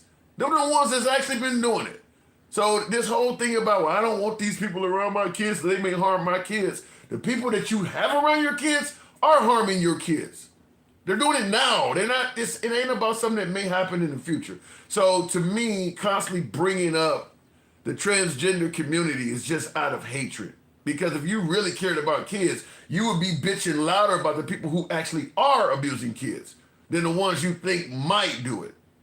Real quick, but getting back to the comments though, I can't believe the increase in wickedness. I don't know what wickedness means, but Alter Ego and Beth, thank you very much for the support. Real quick, going to the box. I'm going to bring up Sherman on Instagram. By the way, if you folks watch on Instagram Live, we also take guests over there. I'll see if I can bring him up because he's been waiting. There we go. Sherman, good evening. Howdy, Jim. Hey, you've heard a lot. What brought you up? I was just always trying to complain about the hatred of MAGA and how much they just want to tear things down. Yeah, what about this notion that it ain't all MAGA, because according to Elon, he ain't firing nobody. This is what I'm hearing. I mean, it reminds me of Trump saying he's never had to repent for anything with Jesus. Oh, shit. You went there. I've never done anything wrong. Well, I've never fired anybody. What are you talking about? Yeah. But Did you ever watch those videos when he took over Twitter and he'd be on a call about servers or whatever? Somebody would disagree and he'd just go, hey, you're fired. Effective immediately. did he do that for real? Oh, yeah. I saw at least 5 or 6 of these videos where he'd be firing different people just off of a whim. Hey, you're done. Get out. So that almost seemed like he takes pleasure in terminating people. Well, I mean, he buddied up with the guy whose, catchphrase was "You're fired." You're fired, yeah. Wow. Is it really that surprising? Yeah. So do you agree with me that over the next 4 years, Elon's wealth is probably going to drop somewhat? Oh, definitely. Yeah. I mean, he'll still be incredibly wealthy, but he won't be number one by the time this is done. I mean, if he actually focused on his other projects other than Tesla and being in politics, he'll be rich forever, just in the Boring Company alone. But I've also heard some shit where he gets started on like 20 of these projects and didn't complete any of them. They just were abandoned. I don't actually know the true facts of that. I just remember seeing a story about it. Wow. But, I mean, other than SpaceX and Starlink, I don't really know what else is bringing him money, and all of the other countries are canceling their contracts with Starlink. Yeah. Well, he does have the. He's going to take a big hit from being a dick. Yeah, Trump somehow gets away with it, but the rest of the world can see what's going on. Yeah. And you know what? I saw that flash of lightning, but I'm like, damn, is that lightning? Yeah, I saw that. Your lights just went out. A little crazy right here. No, it's just my garage light. Oh, I saw that flash of lightning behind you. So, but yeah, I said the same thing, that if you're in business, if you're a CEO or a major, I mean, really, if you're a celebrity or anything, you probably should not get involved in politics if you care about your entire fan base. And Elon Musk, you're going to, I mean, because when Elon was perceived to be a bleeding heart liberal with his electric cars and people believe was to save the environment, the right didn't like him either. I mean, but the right is also very hypocritical, so I don't think any of that really matters to them. It's just, is he helping us out right now? Great. Otherwise, Rhino, get the fuck out. Yeah, but here's. Matter. But let me take a moment to put on my MAGA hat and get accused of fluffing here, because you're saying the right is hypocritical. Let's be clear. If Elon Musk started criticizing Trump, the left would take him in today. Look what they did with Liz Cheney. Yeah, they would. If Elon, let's say Elon Musk, because you saw what happened when him and Steve Bannon were getting into an internet spat. He told Elon told Steve Bannon to fuck himself in the face, and they would start. If Trump and Elon started going back and forth at it, you don't think some liberals will start taking a liking to Elon for delivering that to Trump? Well, Tim, it's realistically the same scale of all the liberals that I don't like. The ones that are protesting, stop all oil motherfuckers, staying in the street. I'm sure there are some people like that will, bring him in. But it is such the minority that it's not worth talking about. I don't know. The minority, and then they became everything. I don't know if I agree with you, because it's a powerful thing, Tim, and the whole world hates Elon Musk right now after he's tried to do clearly fascist things. Yeah, well, I'm not talking about internationally. I don't care what MAGA says. Yeah, the rest of the world sees you that way, you're not coming back from that. People will not invest with him at this point. Yeah, but I'm not. Yeah, I agree with you on that, but I'm not talking about internationally. I mean, in this country, if you were in a position where people thought you could slow down Trump, even if you're far right, a lot of Democrats, like Liz Cheney, she voted with Trump like 95% of the time during the first term. And the minute she started criticizing him for January 6th, the liberals, she's on The View, she's everywhere, even though she is the one that propelled Trump's term the whole time. She was enabling him. But it was more of, hey, we can work with even the worst of you guys when they were trying to bring her in. And when conservatives were screaming, they're going to take away your country, you won't, have a country anymore. And we're just like, hey, we'll bring you guys in. Even the worst course you guys. We shouldn't like this person, but we'll talk with you.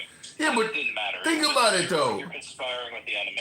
Think about it though. Let's say Elon and Trump, and this is purely fictional, but let's say Elon and Trump have a falling out, and Elon is on X or whatever saying that, you know, I'm going to primary all of your candidates and MAGA is about to burn in hell. You don't think the liberals will start liking that guy? Some, but I never will. Okay, maybe not you. But to be fair, my car just took a giant shit, and so I'm looking. You got a Tesla? Maybe no. Oh. Maybe I would probably barter for a Tesla. You know, I'll drive that fucker for a while if I can sell my shitty car. You can probably get one much cheaper now. So they might call me a hypocrite, but fuck it. If the man's driving a cool electric car, I just don't like the man. I'll never give him my money directly. I already hate that my cell phone service uses Starlink, but I'm not going to cancel my cell phone service. Yeah, I'm really surprised that Elon wouldn't have thought about that, because his car, the Tesla, for the liberals that want to get away from fossil fuels, like this was a progressive status symbol to have a like. Why would you go? Why would you go? Cool. Huh? They were really cool, but it doesn't matter. The rest of the market came up at the same time. He had the corner at the beginning, but I mean, you can get the same shit from somebody else now. It's not so much that Tesla is the only game on the road that looks moderately decent. Yeah, but if it was, he still had like the lead in the market share. I'm just thinking like the liberals are really liking your car. Why would you go to the right and they've said all this critical shit about your product? You know, and that's what's happening now is that there are not enough Republican purchasers of Tesla to replace all the liberals that are going away from it. The liberals are trying to buy your car. The only Republicans that are going to buy your shit is Trump and Sean Hannity. But you had regular liberals buying those cars. The reason liberals were buying those cars were because they were in LA, New York, Austin. There was all these places you could get around pretty quickly in a short distance. Yeah, but not only that. But not only were the Republicans in the country, they can't go 300, 500 miles.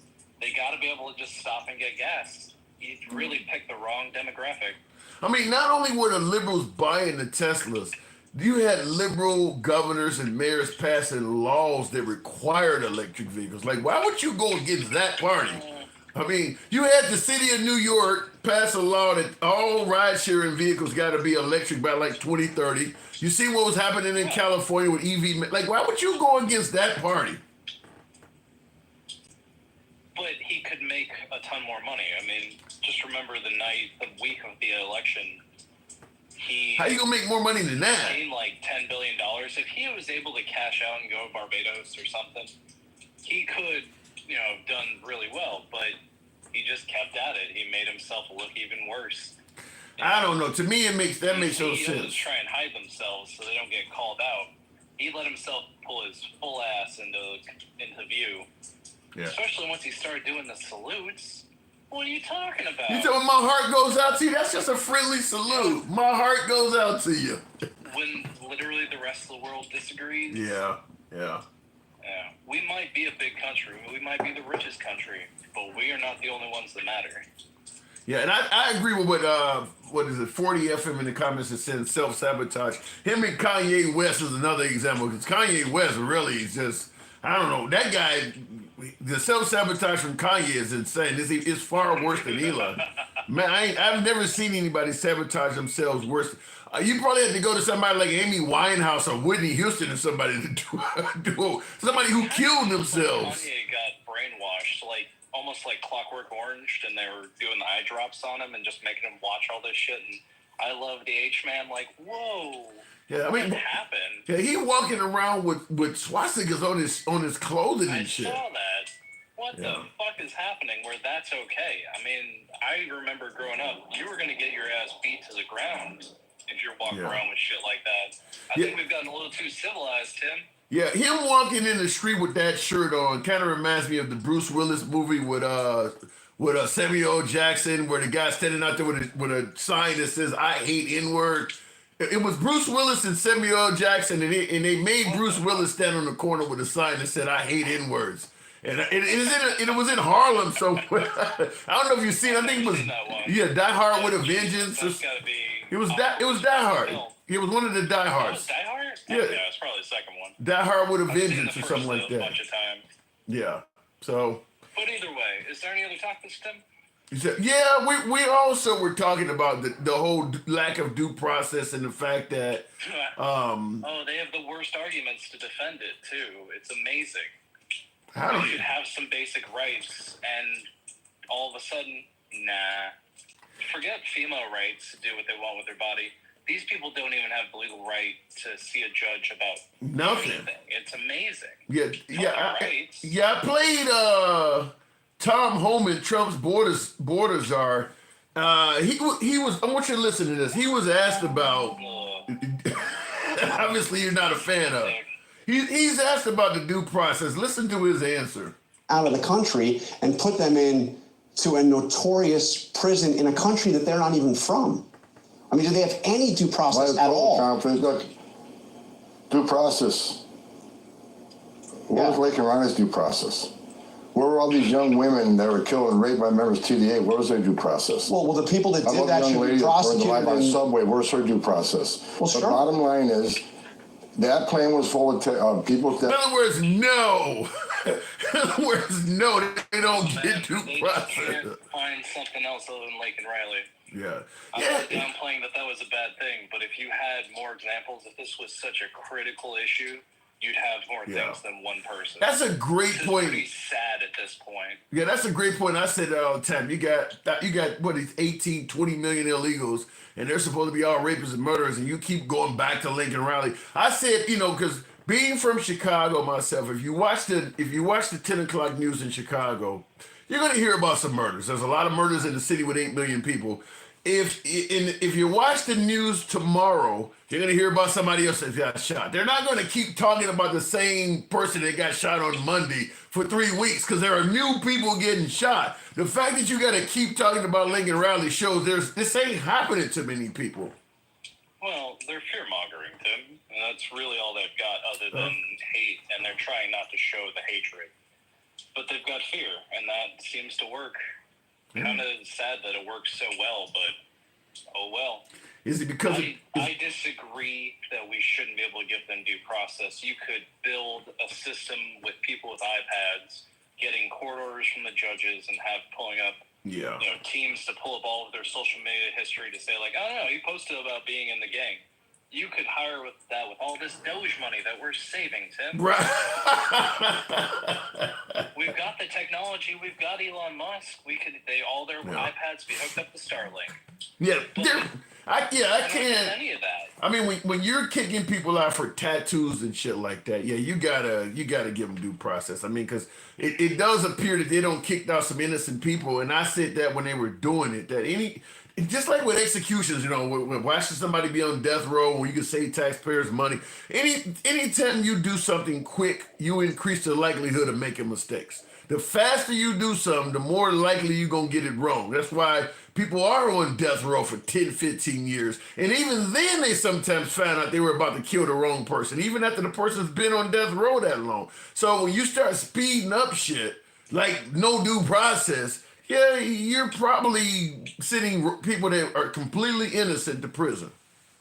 Well, it was quite shocking when they told the judge that they don't have to give them any information about the flights.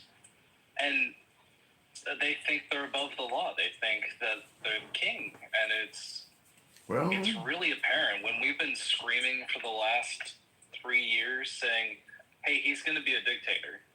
Hey, he doesn't care about the rule of law. And you said we were fear-mongering. Everyone said we were fear-mongering. And it's, no.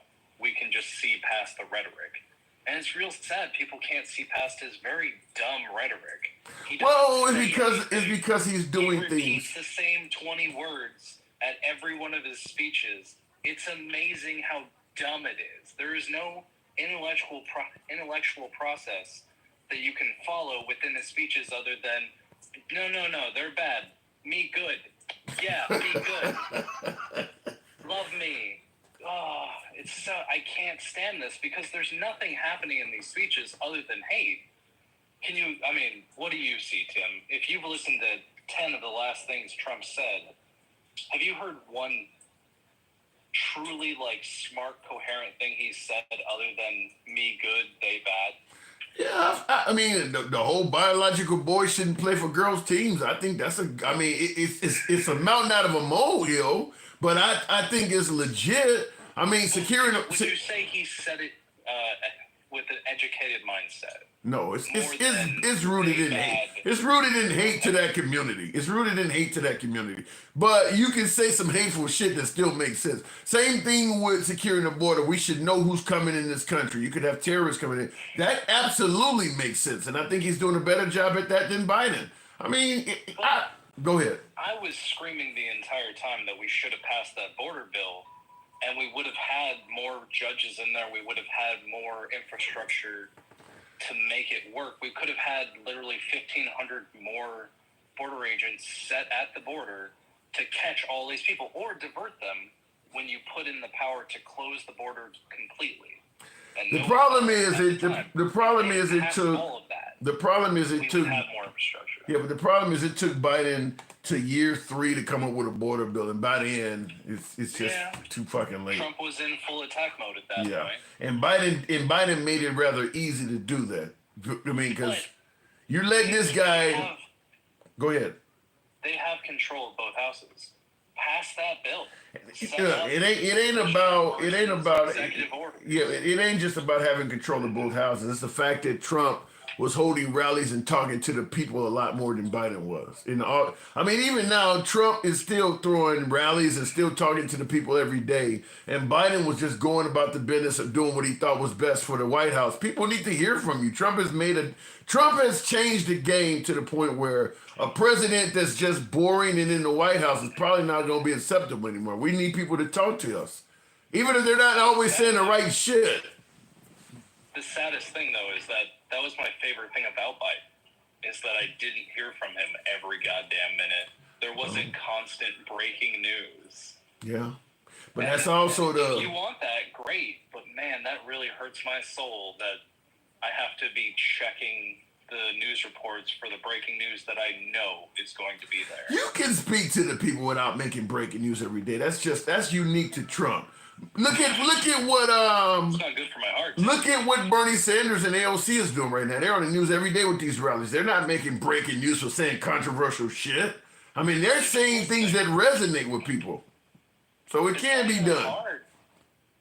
You just don't be hateful and don't like oligarchies. But Trump has said from the beginning, when he sold a book saying love letters to dictators, he sold that book. You remember that, right? With publishing all of his letters to Kim Jong-un and everybody. Yes, because he didn't want for people to see those letters. Yeah. It's got to have love, and it's amazingly sad for the most snowflake princess.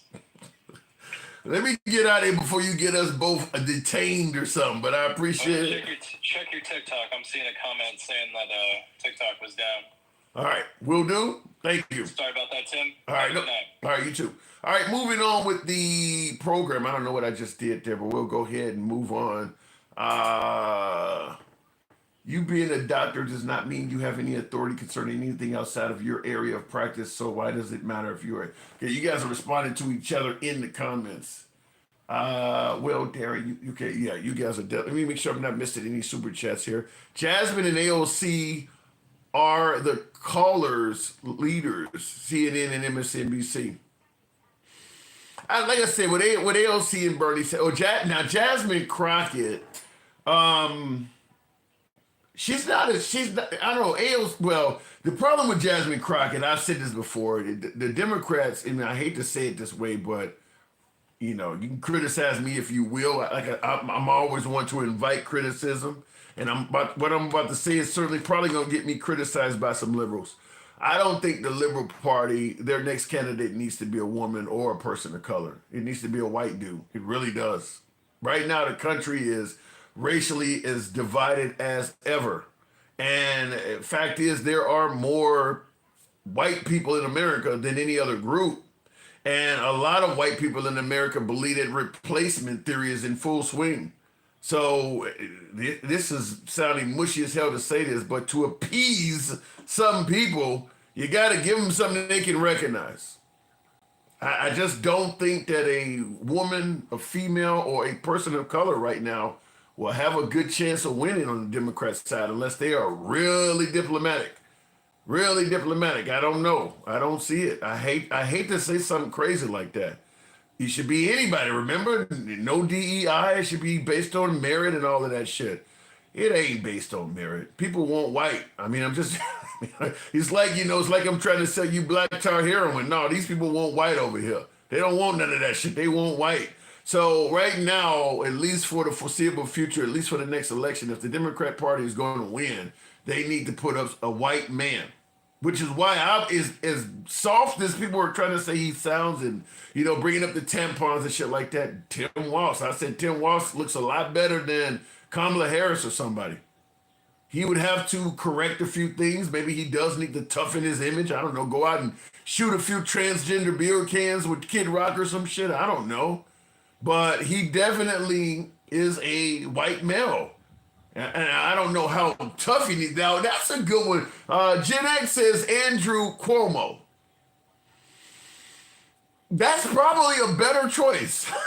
Yeah, because he got some sexual assault accusations, and MAGA loves that shit. They got Conor McGregor hanging around them. MAGA seems to love them sexual assault folks. What is the guy? Andrew Tate, flew back into the country at the behest of MAGA. So having a few, MAGA looks at you and you got any sexual assault accusations? You ain't one of them LGBT freaks, are you? Ain't no women accusing you of nothing? You like them boys? So for MAGA, you almost need to have some of that on your rap sheet. So Andrew Cuomo come in there real hard, fuck them bitches or something like that. I know MAGA might actually roll with Andrew Cuomo. So Gen X, you might be on to something with that. As humorous as it may sound. Why not bring in Clinton 2-0? Is that the way many cancer patients travel to the U.S.? I know who could win and is a Democrat, but I'm not telling you who it is. Then don't bring it up. Colonizers were genociders and slavers. Learn the history, MAGA maggots. Who's denying that? Yeah, well, some of them might be, I guess.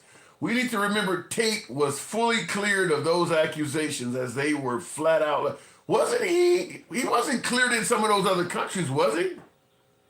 I don't think Andrew Tate, has he been 100% cleared? Gavin Newsom is the only one who has a chance to win, says MAGA Reacts. I don't know about that. I think what Gen X said in regards to Andrew Cuomo could probably get more. No, I mean, look, listen, what is his name? Gavin Newsom is going to get, obviously, you're going to get the liberal and progressive vote. So would Andrew Cuomo.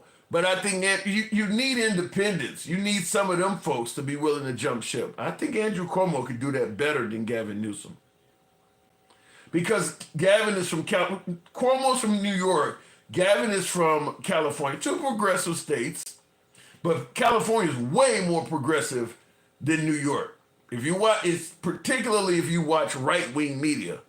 Because California has a bunch of progressive places. You watch right-wing media, they're attacking the sanctuary city policies and things like that of New York City.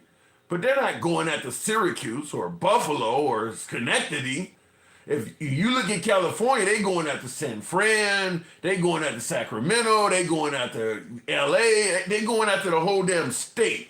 So yeah, New York I don't think is as considered it. Man, I'm messing this one up. I'm having a Biden moment. I don't think the right views New York as progressive as California.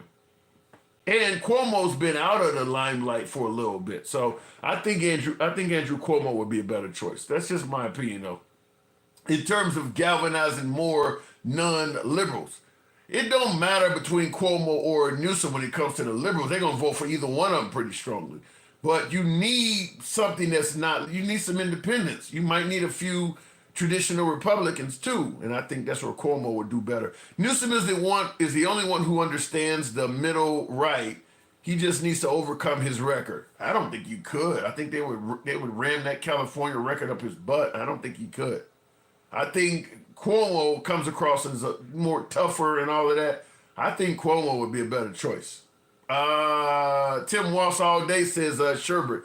I like Tim Walsh, but I do lean left. I actually like him. I think he's, listen, you can tell what's wrong with a candidate when you run for president or VP, because everything bad about you comes up. Not much bad came out about Tim Walsh. Okay, he said that he served in war or something like that. And I mean, little minor shit came up. Let's say compared to some of the things that came up about Trump or Hillary Clinton, little minor stuff came up about Tim Walsh. Not a lot of scandals. He's been governor for a term or two. I actually kind of like Tim Walsh. How many Russians have been deported? How many Russians do we have in the country? I mean, we haven't been friendly to Russian immigration at all anyway, have we? Probably not a lot of Russians living here. I mean, do you have a lot of Russian neighborhoods in your city? I don't know about a lot. It probably ain't been many of them deported. Trump, baby, I can't run. Because can you even freely travel? I guess you can't just catch a flight out of I'm about to say the LA to Moscow, but I'm thinking about how far those two cities are apart. You'd have to probably hop, skip, and somewhere else. But can you fly straight from the U.S. to Russia? I don't think you can do that, can you? Straight out of any flight leaving America going straight to Russia to St. Petersburg somewhere. I don't even think they do that. My friend goes to Turkey to see her Russian mom. Turkey's different. Oh my God, America just surrendered. Trump will announce this week. What? Anyhow, it must be getting late. I do appreciate, I didn't ask folks to tap the screen at all tonight. And we still got up to 42,000. Okay. You guys favor this type of dialogue, go ahead and follow the program if you're on TikTok, Instagram. A subscription if you're on YouTube, horizontal or vertical. I'm going to make sure I didn't miss any super chats. And I do appreciate you folks that have supported the program. You do. That does mean something. I'm trying to get another device because I think some of you folks are on. By the way, yes or no in the comments particularly for my MAGA audience. How many of you folks use Rumble? Because Rumble was a right-wing platform. Because I have capabilities to go live on Rumble. I'm thinking about doing that. Let me know if you use Rumble at all. People who care about criminals more than Americans are called leave this country and live with the criminals that love so much. Just leave. Well, Paul, the problem is there are people being deported as criminals that are not criminals. This is criticizing Trump's policies on deportation is very similar to criticizing Elon Musk on the firings. The right is saying that you're wrong for not being happy that Elon is finding waste, fraud, and abuse, or happy that Trump is getting rid of criminals. The problem is, in both cases, they've been caught saying that people are criminals or that things are waste, fraud, and abusive, and it's not true. In both cases, they're doing things that you just have to believe, and they have no proof of it. Elon is not proving all of the waste, fraud, and abuse that he's telling you about, and obviously Trump is certainly deporting people without showing you any proof that the person is actually a criminal.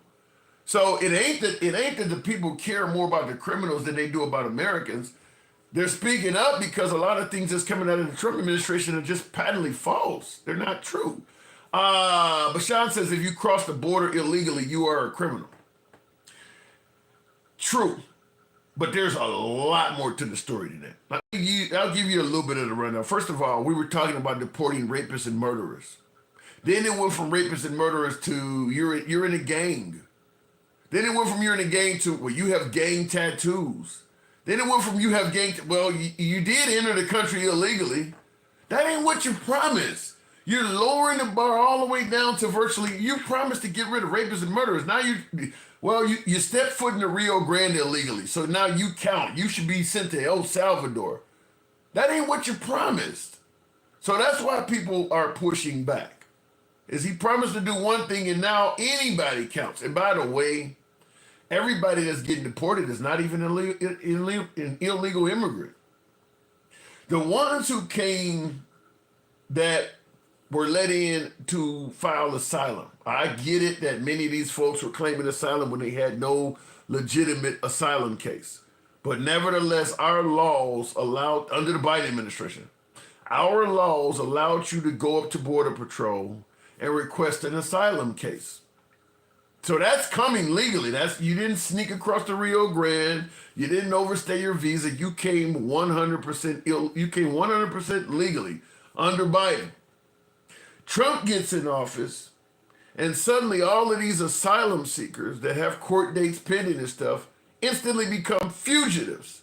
And now you're calling them illegal immigrants. They were not illegal immigrants. Trump told us he was deporting rapists and murderers. Not, I'm going to make criminals out of everybody.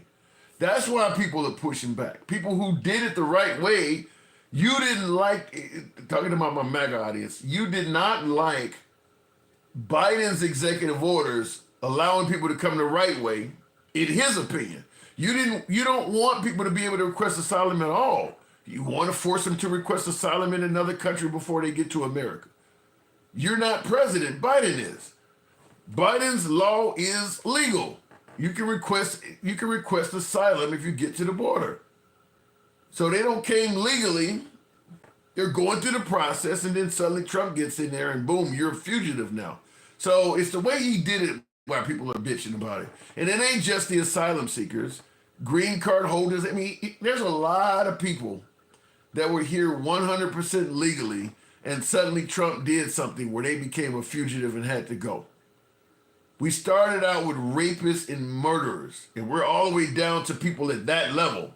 So people are going to naturally say something because that's not what he ran on. Whoever the next Democrat president is will be the next FDR of our time after Trump trashes the country beyond recognition. Yeah, if he gets rid of all the social programs, you're going to definitely have to have a repeat of FDR type policies. I think too, because the Republicans you hear from the right all the time how the Democrats let everybody in here because they think they're going to turn into votes for the Democratic Party. I think there's some validity to that. I don't buy the notion that a bunch of illegal immigrants voted in states that don't require an ID. I don't believe that happened. I haven't seen any proof that happened. But I do believe that if the average Hispanic immigrant gets the right to stay in America and is allowed to vote, they're more likely to vote Democrat than Republican. And I think that under Trump's policies, that's probably increased, the odds of that happening have increased significantly. Because there were Hispanic groups that supported Trump. Venezuelans, Cubanos, people who escaped, communism, fascism, or socialism rather, and they were scared the Democrat Party was a bunch of socialists, so they were voting for Trump. Well, the fact is those groups have also been mistreated by Trump. You see people on social media, they got pictures. One lady is all over social media how she's at a rally talking about how much she loves Trump, and he's standing behind her, kind of patting her on the shoulder as she cheers on Trump. And then there's another video of her after the election crying that he told us he was only going to go after the illegal immigrants, only going to go after the criminals. And now she's finding out a lot of her Venezuelan friends and shit are getting kicked out that were here legally. So I do believe that Trump probably has set the Republicans back in terms of the Hispanic vote for at least a decade. I do believe that come the midterms, 2026, federal, the national election in 2028, the Hispanic vote probably gonna be down there with the black vote. It ain't gonna be nowhere near what it was last time. Trump actually won the Hispanic male vote. He got more Hispanic males to vote for him than Kamala did. And he got like 30-some-odd% of the Hispanic females. That ain't gonna happen this time. He's not running again, but he's gonna be promoting a candidate. He's gonna be involved in candidates in the midterms. His candidates ain't gonna do as well. I just don't see it. I'm pretty sure the Hispanic community, because it's all over their networks, you know, Univision and Telemundo. It's all, I mean, they're not going to support him like that. I don't see it happening. You not the sharpest drawer. You are not the sharpest knife in the drawer, says Joe. No, I'm not. And I would love to hear you give a point, and I concede it if you're making sense, but if you believe that the Hispanic vote for Trump hasn't been altered by what's going on, you tell me what's sharper than what I'm saying, because there's no way in hell you're going to convince me that Trump has not hurt his chances or his party's chances with Hispanics. I'm pretty sure that the Hispanic support for Trump has dropped significantly. Fortunately for him, he doesn't have to run again. Trump got 76,245,000,000 potential votes. Yeah, a lot of people didn't vote. Yes, he fooled as all, but again, trans-loving Dems were simply the worst. So you're saying that trans-loving Dems are simply, so if the Dems are trans-loving, what is the right? Trans-hating? That's what I'm hearing. You really going to try to use the fact that the Democrats love the transgender community as some kind of a flex, as if the Dems are doing something wrong. You're kind of by sideways admitting that the Republicans hate the trans. You're a trans lover. Then what are you? I mean, you pretty much just admitted that. Jeez. Wow, you criticizing them for loving the trans, huh? Yeah, just come out and say you hate them then. Land of the free, Trump is going to fuck around and find out. Trump's going to be okay. Trump's going to be okay. He doesn't have to run again. He's going to ride off into the sunset, a very wealthy man. He's never going to do a day behind bars or anything. Trump's going to be okay. The Republican Party is probably a different story. That's where it's going to probably be a different story. He's probably hurting the Republican Party. Let's say, due process, 35 trillion on criminals. Don't say one more thing about eggs. Yeah, they don't care. Yeah, all of a sudden Trump got in there, started doing this stuff, and suddenly the suffering of the economy turned into being irrelevant. The right doesn't seem to have any issue with the economy. They're okay with that. Certainly, people's 401ks are taking a big hit because the stock market is down across the board. And the right is like, okay, but he's getting rid of immigrants. You know, he's keeping them trans people at bay. So the economy wasn't that big of an issue. Dems won't win the next election, too far left. Here's a problem, though, Rick Legend, when you say the Democrats won't win the election because they're too far left. You're not taking into account that Trump is starting to go too far to the right. Bibles in schools, things like that. He's going pretty damn far to the right. Shut down the border, pissing off all of our friends, making it hard to travel. You're ignoring all of that. You can see the far left of the Democrats, but you're not seeing the far left of Trump. I mean, the far right of Trump. Trump is going pretty far to the right. Trans-loving is the same thing as saying the N-word. Damn. You said trans-loving is the same as saying an N-word lover back in the day. I don't know if it's that bad, Will G, because there was a lot more N-words out there than trans. I don't know. I don't think people are going to want to really harm you for loving trans. There are people that died for loving N-words. I mean, if you, let's say, for instance, you was a white woman, you fell in love with a black guy. You could get it. I mean, if you see Mississippi burning, that's the reason those two white civil rights protesters got killed. They were considered N-lovers. I don't know. Loving trans is not as bad as historically loving a black man. That was worse. That was significantly worse. But I do get your point. I'm personally tired. I've been paying taxes for 32 years, and it's about time my tax dollars stay home. You really think that's going to happen, Mr. Bull Boy? You really think that under Trump and the savings of Doge and all this shit, you're going to somehow walk around not paying any taxes? I doubt if you see a 10% tax cut that lasts any significant period of time. The point is, the money that Elon Musk is bragging about saving is essentially a drop in a bucket for our national budget. Not to mention, we're now about to purchase a whole bunch of F-47s. Where do you think the money that's saving is going to go? Right into them damn F-47 aircraft. The F-35 is still being made. The big shit where the money really is being absorbed, all that stuff is still going. We're still building aircraft carriers and all that shit. And now we're talking about taking Greenland, Canada, Panama, Gaza.